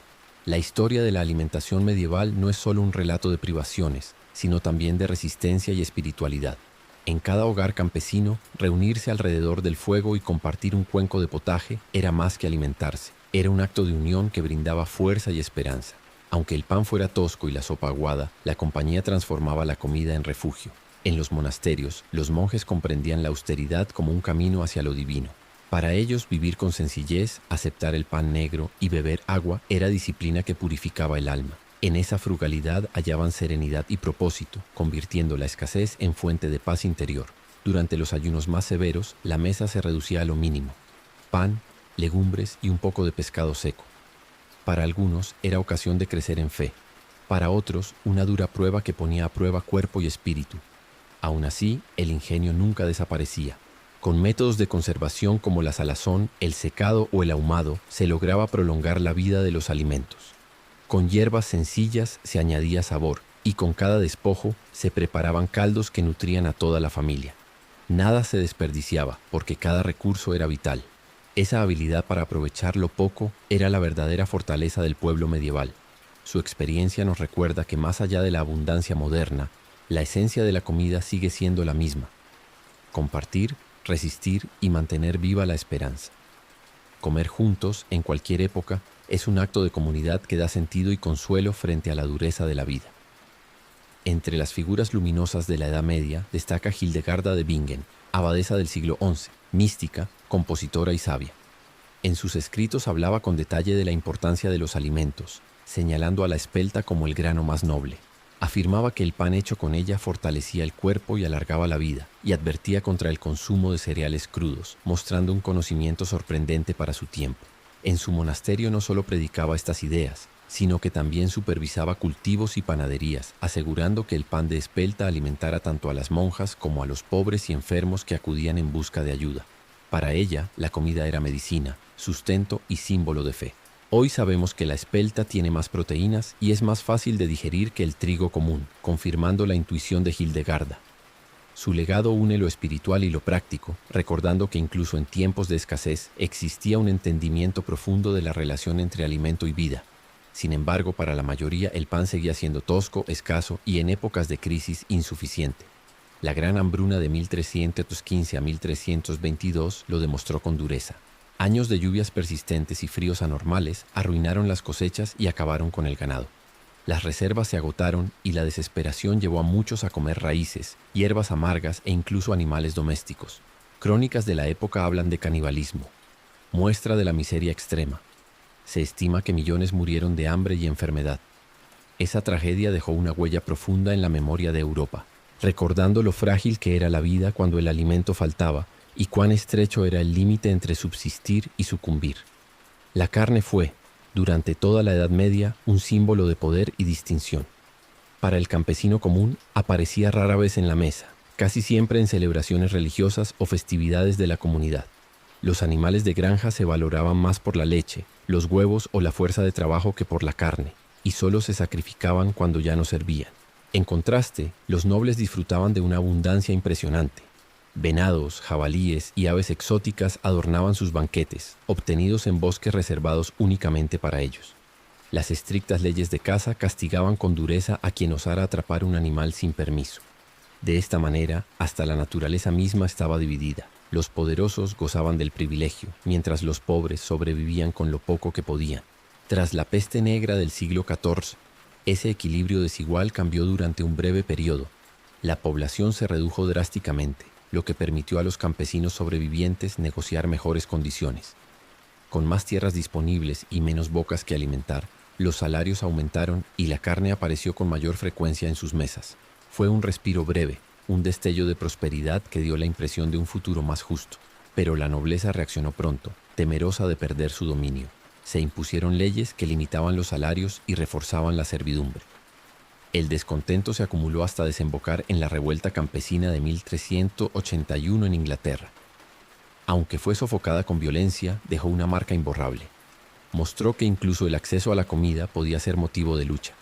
Al final los privilegios regresaron a manos de los poderosos y la carne volvió a ser un lujo casi exclusivo. El pueblo, otra vez, quedó atado a la austeridad de su dieta cotidiana. La Iglesia ejercía una influencia decisiva en la alimentación medieval. Su calendario litúrgico, lleno de ayunos, festividades y días de abstinencia, marcaba el ritmo de la mesa en toda Europa. La Cuaresma era el ejemplo más severo. 40 días sin carne, huevos ni lácteos, acompañados de numerosas restricciones a lo largo del año. Para los nobles, aquello apenas suponía incomodidad, pues podían reemplazar la carne con pescados frescos, frutas secas, especias exóticas y platos ingeniosamente preparados. Para los campesinos, en cambio, estas normas profundizaban la escasez. Su dieta ya pobre se reducía aún más a pan negro, legumbres y, con suerte, un poco de pescado salado. Lo que la Iglesia concebía como sacrificio espiritual, para el pueblo era simplemente hambre añadida. Sin embargo, el miedo a la condena aseguraba obediencia. Los monasterios ofrecían, en medio de esa rigidez, un respiro para algunos. más que centros de fe, eran también espacios de cultivo, innovación y caridad. Allí se practicaban técnicas agrícolas más avanzadas, se criaba ganado y se preservaban conocimientos de épocas pasadas.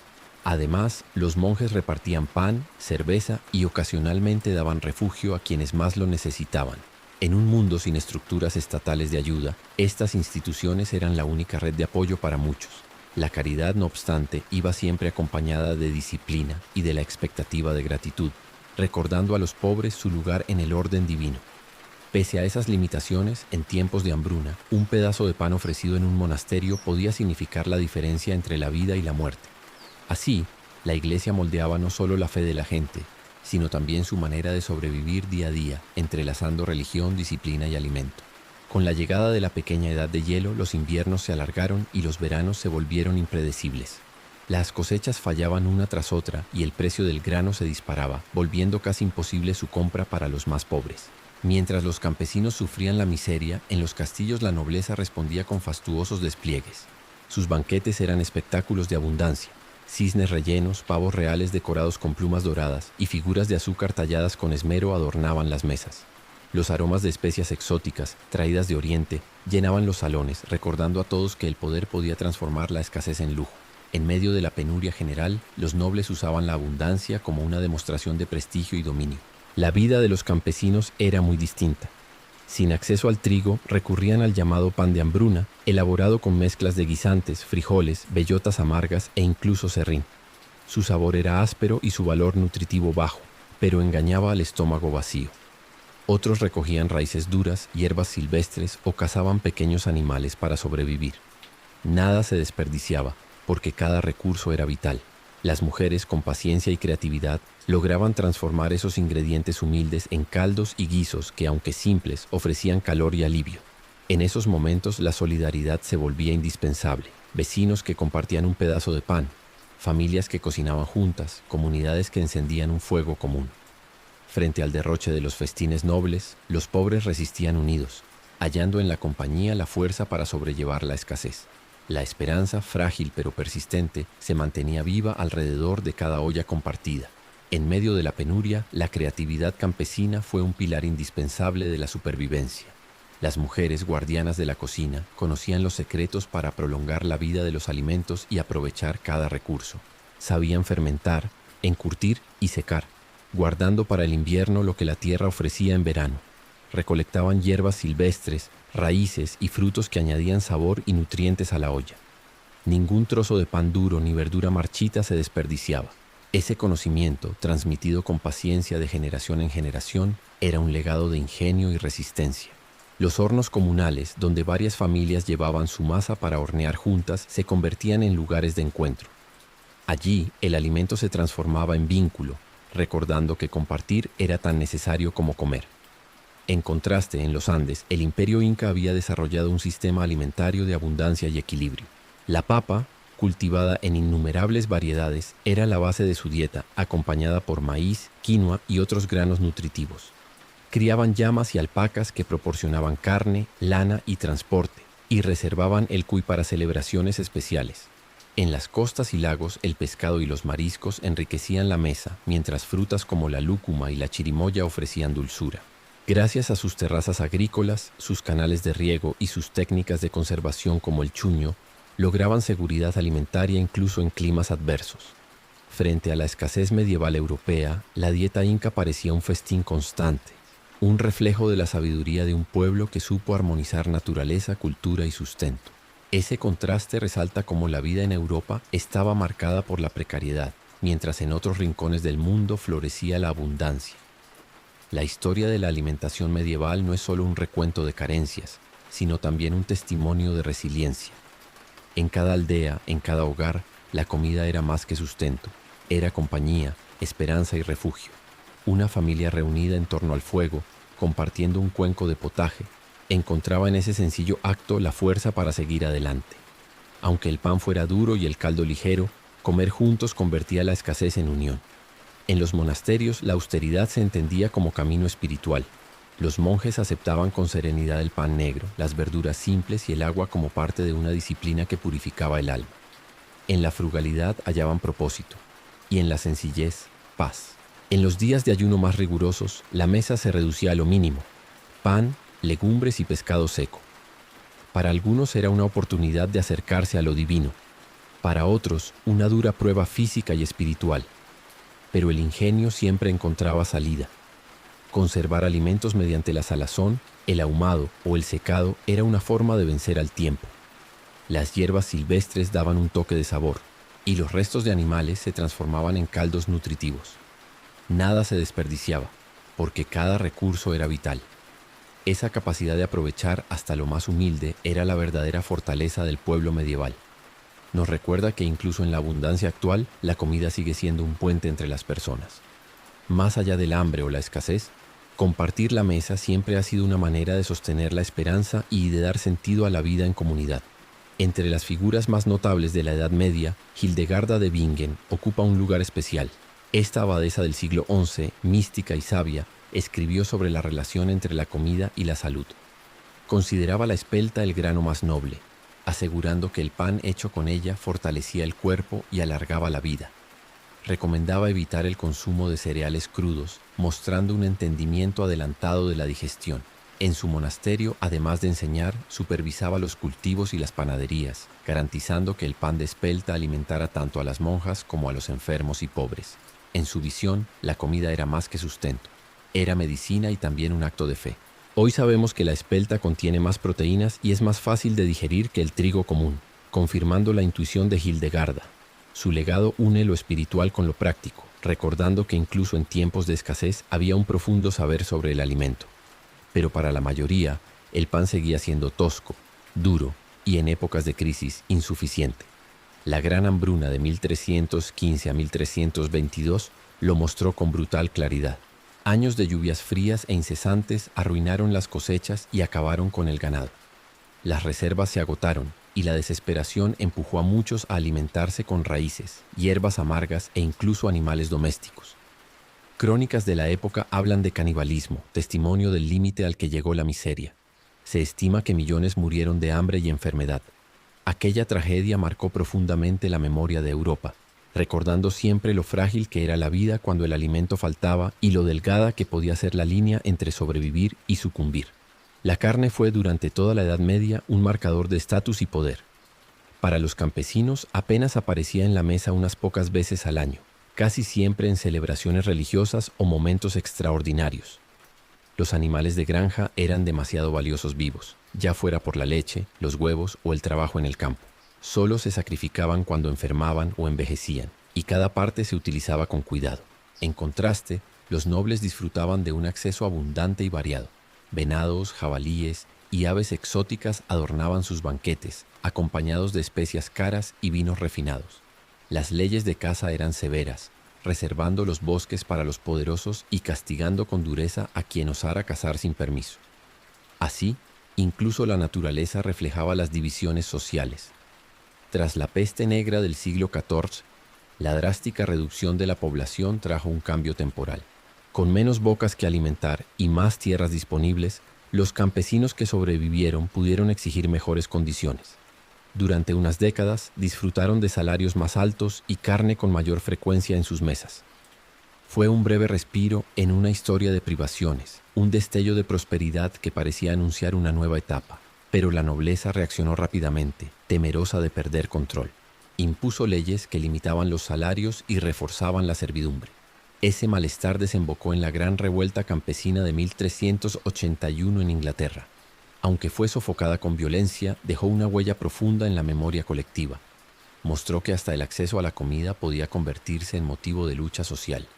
Con el tiempo, los privilegios volvieron a concentrarse en manos de los poderosos, y la carne regresó a ser un lujo reservado casi en exclusiva a los señores y nobles.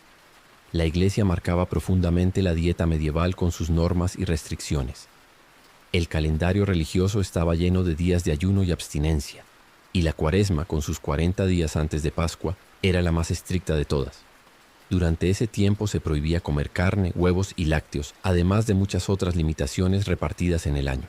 Para los nobles, estas reglas eran poco más que un reto culinario. Podían recurrir a pescados frescos de sus estanques, frutas secas, especias exóticas y recetas elaboradas que aliviaban la privación. Para los campesinos, en cambio, significaban más hambre en una vida ya marcada por la escasez. Su mesa quedaba reducida a pan tosco, legumbres y con suerte un poco de pescado salado.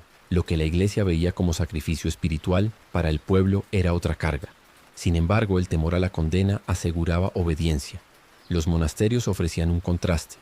Más allá de su función religiosa, eran centros de cultivo, conservación del saber y refugio en tiempos de necesidad. Allí se practicaban técnicas agrícolas más avanzadas, se criaban animales y se producían excedentes que podían distribuirse en momentos de crisis. Los monjes repartían pan, cerveza y en ocasiones daban albergue a los más pobres. En un mundo sin instituciones de ayuda pública, estos lugares eran la única red de apoyo. Su caridad, aunque limitada, podía significar la diferencia entre la vida y la muerte. Sin embargo, siempre estaba acompañada de disciplina y de la expectativa de gratitud, reforzando la jerarquía social y espiritual. Así, la iglesia moldeaba no solo la fe de la gente, sino también su manera de sobrevivir.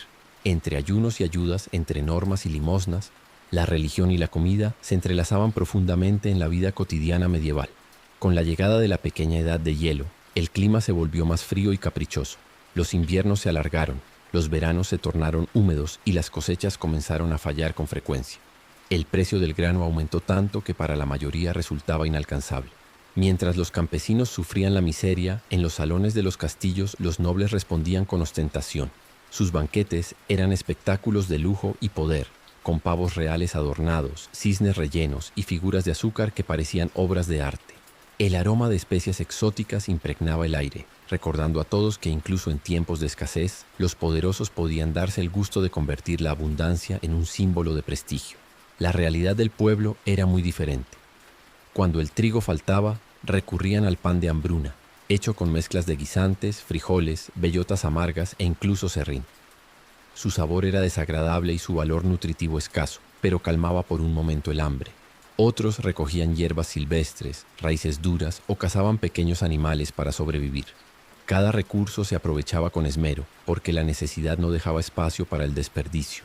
Las mujeres, con paciencia, transformaban esos ingredientes humildes en guisos sencillos que daban calor y alivio.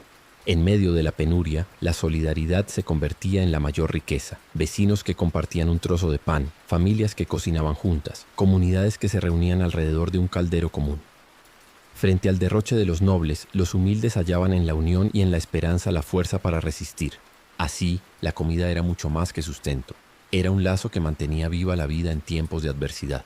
En medio de la dureza, la creatividad campesina fue un recurso esencial. Las mujeres, guardianas de la cocina, sabían cómo prolongar la vida de los alimentos y aprovechar hasta lo más humilde. Conocían el arte de fermentar, encurtir y secar, asegurando provisiones para el invierno. Recolectaban hierbas, raíces y frutos silvestres que aportaban nutrientes y sabor al potaje diario. Ningún alimento se desperdiciaba. Un trozo de pan duro se convertía en sopa y los despojos de un animal en caldo nutritivo. Ese conocimiento transmitido de generación en generación sostenía la vida en las aldeas. En los hornos comunales, donde varias familias horneaban juntas, se fortalecían los lazos de solidaridad. La cocina, aunque sencilla, era un acto de ingenio y unión que convertía la necesidad en compañía. En contraste, en los Andes, el imperio inca mostraba un sistema alimentario de abundancia y equilibrio. La papa, cultivada en miles de variedades, era el alimento principal, acompañada por el maíz, la quinoa y otros granos nutritivos. Criaban llamas y alpacas, que proporcionaban carne, lana y transporte, y reservaban el cuy para ocasiones especiales. En las zonas costeras y en los lagos, pescados y mariscos enriquecían la dieta, mientras frutas como la lúcuma y la chirimoya añadían dulzura. Con sus terrazas agrícolas, canales de riego y técnicas de conservación como el chuño, lograban seguridad alimentaria incluso en climas adversos. Frente a la precariedad de Europa medieval, la mesa incaica parecía un banquete continuo, reflejo de una relación sabia entre la tierra y el ser humano. Ese contraste nos recuerda que, mientras en Europa se sobrevivía con lo mínimo, en otros lugares se había alcanzado un equilibrio que aseguraba bienestar y abundancia. La historia de la comida medieval no es solo un relato de hambre y escasez, sino también de resiliencia y comunidad. En cada hogar humilde, reunirse alrededor del fuego y compartir un cuenco de potaje era un acto de unión que sostenía tanto como el alimento mismo. Aunque el pan fuera tosco y el caldo ligero, comer juntos daba calor al espíritu y esperanza frente a la dureza del día. En los monasterios, la austeridad se entendía como un camino hacia lo divino. Los monjes aceptaban con serenidad el pan negro, las verduras sencillas y el agua como parte de una disciplina que purificaba el alma. En esa frugalidad encontraban propósito y paz, transformando la escasez en fuente de serenidad interior. En los días de ayuno más severos, la mesa quedaba reducida a pan, legumbres y pescado seco.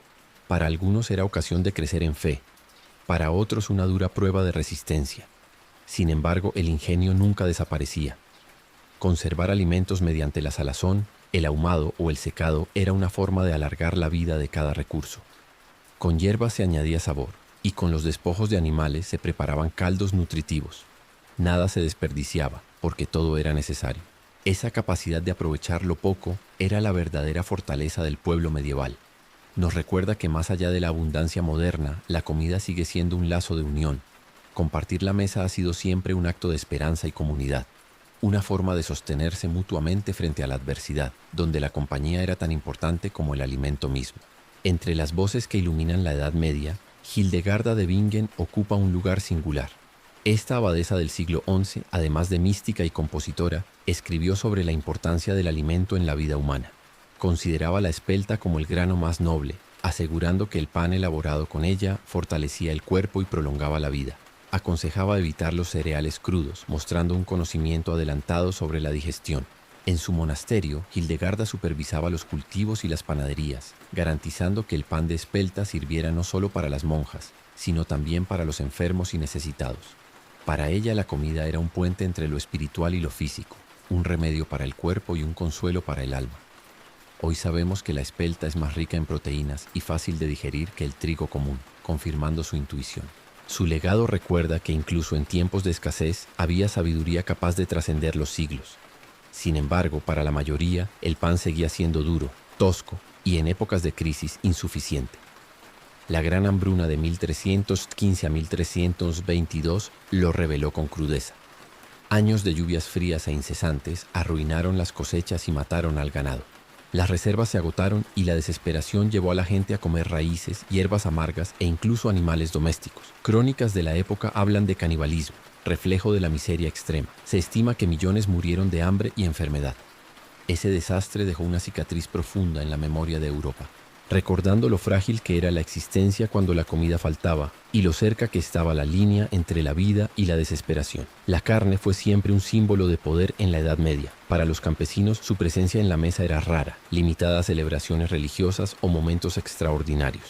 Los animales de granja se valoraban más vivos, por la leche, los huevos o el trabajo, que muertos por su carne. Solo cuando envejecían o enfermaban se sacrificaban, y cada parte se utilizaba con esmero. En contraste, los nobles gozaban de banquetes abundantes. Venados, jabalíes y aves exóticas llenaban sus mesas, adornados con especias traídas de tierras lejanas.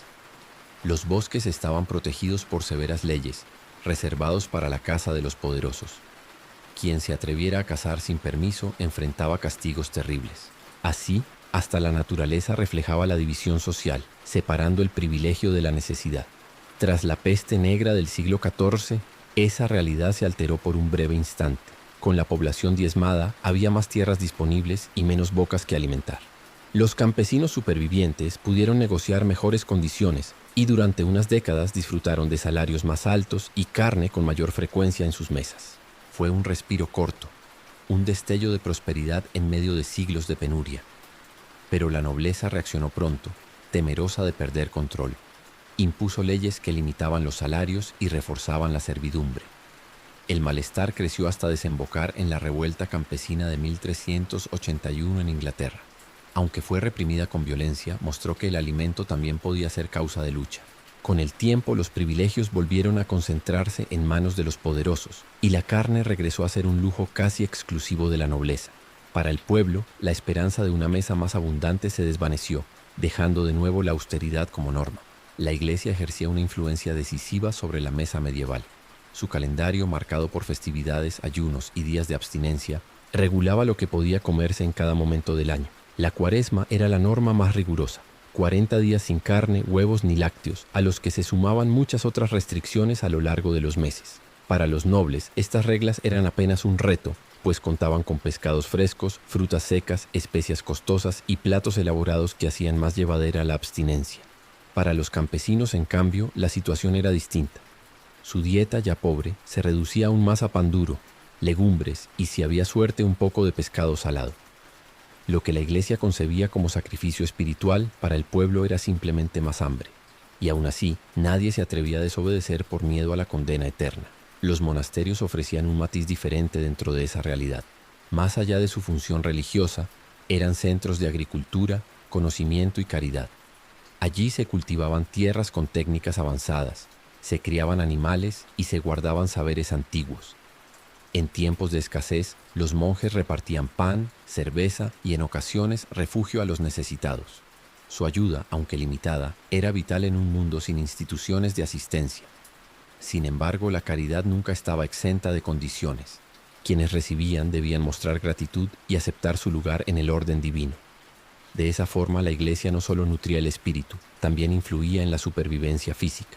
Entre normas estrictas y gestos de ayuda, la religión y la comida se entrelazaban profundamente en la vida diaria medieval, marcando tanto el ritmo del hambre como los momentos de alivio. Con la llegada de la pequeña edad de hielo, los inviernos se volvieron más largos y los veranos menos predecibles. Las cosechas se arruinaban una y otra vez, y el precio del grano subía hasta volverse inalcanzable para la mayoría. Mientras el pueblo sufría hambre, los nobles respondían con espectáculos de abundancia. Sus banquetes eran desfiles de lujo. Pavos reales decorados con plumas doradas, cisnes rellenos y figuras de azúcar talladas con esmero adornaban las mesas. El aroma de especias traídas de Oriente impregnaba los salones, recordando que incluso en tiempos de penuria, los poderosos podían convertir la comida en símbolo de prestigio y dominio. Para los campesinos la realidad era muy distinta. Cuando el trigo faltaba, recurrían al pan de hambruna, elaborado con mezclas de guisantes, frijoles, bellotas amargas e incluso serrín. Su sabor era áspero y su valor nutritivo escaso, pero calmaba por un instante el hambre. Otros recogían hierbas silvestres, raíces duras o cazaban pequeños animales para sobrevivir. Nada se desperdiciaba, porque cada recurso era vital. Las mujeres con ingenio transformaban esos ingredientes en guisos sencillos que daban calor y consuelo. En medio de la escasez, la solidaridad se volvía la mayor riqueza. Vecinos que compartían un pedazo de pan, familias que cocinaban juntas, comunidades que se reunían en torno a un caldero común.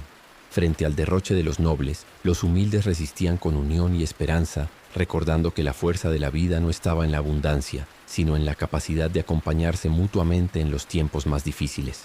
En medio de tanta adversidad, la creatividad campesina se convirtió en un verdadero pilar de supervivencia. Las mujeres, guardianas de la cocina, conocían el arte de conservar y transformar los alimentos más humildes. Sabían fermentar, encurtir y secar, guardando para el invierno lo que el verano entregaba.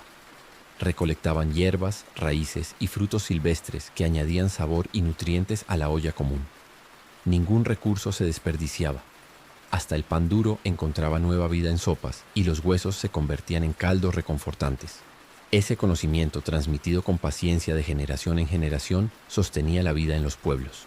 En los hornos comunales, donde varias familias horneaban juntas, no solo se cocía el pan, también se tejían lazos de solidaridad que alimentaban el espíritu. Al otro lado del mundo, en los Andes, el imperio inca mostraba un contraste sorprendente. Su dieta era abundante, variada y equilibrada. La papa, cultivada en miles de variedades, era la base de la alimentación, acompañada por el maíz, la quinoa y otros granos nutritivos. Criaban llamas y alpacas, que ofrecían carne, lana y transporte, y reservaban el cuy para ocasiones especiales. En las costas y lagos, pescados y mariscos enriquecían la dieta, mientras frutas como la lúcuma y la chirimoya añadían dulzura. Con sus terrazas agrícolas, sus sistemas de riego y técnicas de conservación como el chuño, lograban seguridad alimentaria incluso en climas extremos. Frente a la precariedad de Europa medieval, la mesa incaica parecía un festín constante, un reflejo de un pueblo que supo armonizar naturaleza y cultura para sostener la vida. La historia de la comida medieval no es solo un relato de hambre, sino también de resiliencia y unión. En cada hogar campesino, reunirse en torno al fuego y compartir un cuenco de potaje era más que un acto de alimentación. Era un refugio frente a la dureza de la vida. Aunque el pan fuera tosco y el caldo ligero, la compañía transformaba la escasez en esperanza. En los monasterios, la frugalidad se veía como un camino espiritual. Los monjes aceptaban con serenidad el pan negro, las verduras sencillas y el agua como parte de una disciplina que purificaba el alma. En la austeridad encontraban propósito y paz, convirtiendo la sencillez en una fuente de fortaleza interior. Durante los días de ayuno más rigurosos, la mesa quedaba reducida a lo mínimo: pan, legumbres y un poco de pescado seco. Para algunos era una oportunidad de acercarse a lo divino. Para otros, una prueba difícil que exigía resistencia física y espiritual. Sin embargo, el ingenio siempre encontraba caminos. Conservar los alimentos mediante la salazón, el ahumado o el secado permitía alargar su duración. Las hierbas silvestres añadían sabor y los restos de animales se transformaban en caldos nutritivos. Nada se desperdiciaba, porque cada recurso era vital. Esa habilidad para aprovechar lo mínimo era la verdadera fortaleza del pueblo medieval. Su experiencia nos recuerda que más allá de la abundancia de hoy, la esencia de la comida sigue siendo la misma: compartir, resistir y mantener viva la esperanza. Comer juntos, en cualquier tiempo y lugar, ha sido siempre una manera de dar sentido y compañía en medio de la dificultad. En medio de los siglos oscuros, la voz de Hildegarda de Bingen ofreció un destello de sabiduría. Esta abadesa del siglo XI, mística y visionaria, escribió sobre la importancia del alimento en la vida humana. Destacaba la espelta como el grano más noble, afirmando que el pan hecho con ella fortalecía el cuerpo y daba equilibrio al espíritu. Advertía contra el consumo de cereales crudos, demostrando un conocimiento adelantado de la digestión. En su monasterio, Hildegarda no solo predicaba estas ideas, sino que organizaba cultivos y panaderías, asegurando que el pan de espelta alimentara tanto a las monjas como a los pobres y enfermos. Para ella, la comida era un vínculo entre lo material y lo espiritual, medicina para el cuerpo y consuelo para el alma. Hoy sabemos que la espelta contiene más proteínas y es más fácil de digerir que el trigo común, confirmando la visión de Hildegarda. Su legado nos recuerda que incluso en tiempos de escasez había un saber profundo que trascendía generaciones. Sin embargo, para la mayoría de la población, el pan era tosco, escaso y, en momentos de crisis, insuficiente. La gran hambruna de 1315 a 1322 lo dejó en evidencia. Lluvias constantes y fríos intensos arruinaron las cosechas y mataron al ganado. Las reservas se agotaron y la desesperación llevó a la gente a consumir raíces, hierbas amargas e incluso animales domésticos. Los relatos hablan de canibalismo, reflejo del extremo sufrimiento. Se calcula que millones murieron de hambre y enfermedad. Ese desastre dejó cicatrices profundas en la memoria europea, recordando lo frágil que era la vida cuando el alimento escaseaba y lo estrecho que podía ser el límite entre la subsistencia y la desesperación. La carne fue, a lo largo de la Edad Media, un símbolo claro de estatus y poder. Para los campesinos aparecía rara vez en la mesa, casi siempre en festividades religiosas o en momentos excepcionales. Los animales de granja eran más útiles vivos, ya fuera por la leche, los huevos o la fuerza para el trabajo. Solo se sacrificaban cuando envejecían o enfermaban, y cada parte se aprovechaba con cuidado. En cambio, los nobles disfrutaban de una abundancia deslumbrante. Venados, jabalíes y aves exóticas adornaban sus banquetes, acompañados de especias caras y vinos refinados. Las leyes de caza reservaban los bosques para los poderosos, castigando con severidad a quien se atreviera a cazar sin permiso. Así, incluso la naturaleza reflejaba la división social. Tras la peste negra del siglo XIV, esa realidad desigual cambió por un breve instante. La drástica reducción de la población dejó más tierras disponibles y menos bocas que alimentar.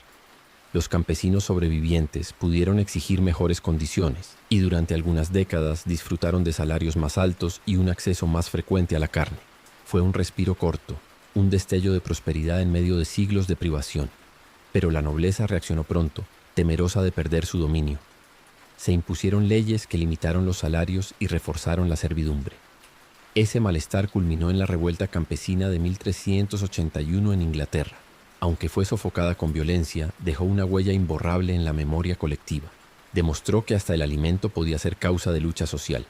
Con el tiempo, los privilegios regresaron a manos de los poderosos, y la carne volvió a ser un lujo reservado, casi en exclusiva para los señores y nobles, mientras el pueblo regresaba a su dieta austera y repetitiva. La Iglesia marcaba con fuerza la dieta medieval, imponiendo normas que regulaban lo que podía o no comerse en cada época del año. La Cuaresma, con sus 40 días previos a la Pascua, prohibía la carne, los huevos y los lácteos, y estaba acompañada de muchas otras restricciones repartidas en el calendario. Para los nobles, estas reglas eran poco más que una incomodidad. Podían sustituir la carne con pescados frescos, frutas secas, especias exóticas y recetas elaboradas.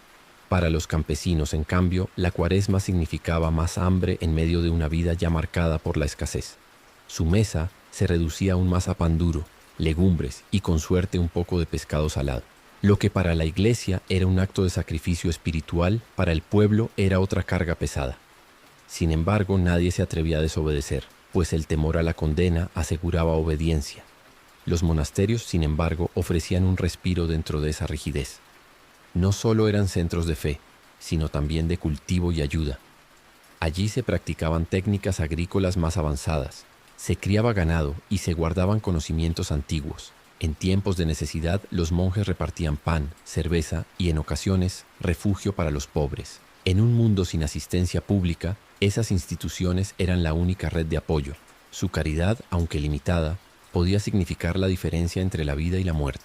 No obstante, siempre estaba acompañada de disciplina y de la expectativa de gratitud. Así, la iglesia se entrelazaba con la vida cotidiana de la gente, moldeando tanto el espíritu como la forma de sobrevivir. Entre ayunos y ayudas, entre normas y consuelos, la religión y la comida quedaban unidas, recordando a todos que la subsistencia también era un acto de fe y obediencia.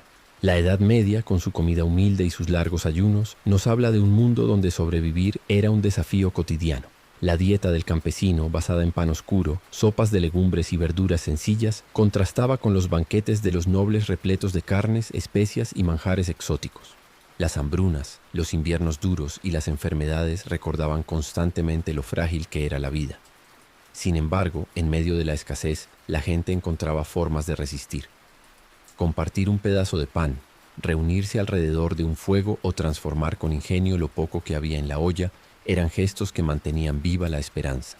La mesa, aunque pobre, era también un lugar de unión y consuelo. Hoy, al mirar atrás, comprendemos que la comida medieval fue mucho más que alimento. Fue un espejo de la sociedad, reflejo de sus desigualdades, de su fe y de sus luchas. Mientras en Europa muchos pasaban hambre, en otras partes del mundo, como en los Andes, florecían civilizaciones capaces de garantizar abundancia y equilibrio. El contraste nos recuerda lo lejos que hemos llegado y lo mucho que la alimentación revela sobre una cultura. Pensar en ese pasado duro y desafiante, contado ahora en voz suave, puede invitarnos al descanso. Así, mientras cierras los ojos, imagina los fuegos de aquellas aldeas encendidos en la noche, el murmullo de voces compartiendo un cuenco de sopa, y deja que el eco de esas historias se convierta en un arrullo tranquilo que acompaña tu sueño.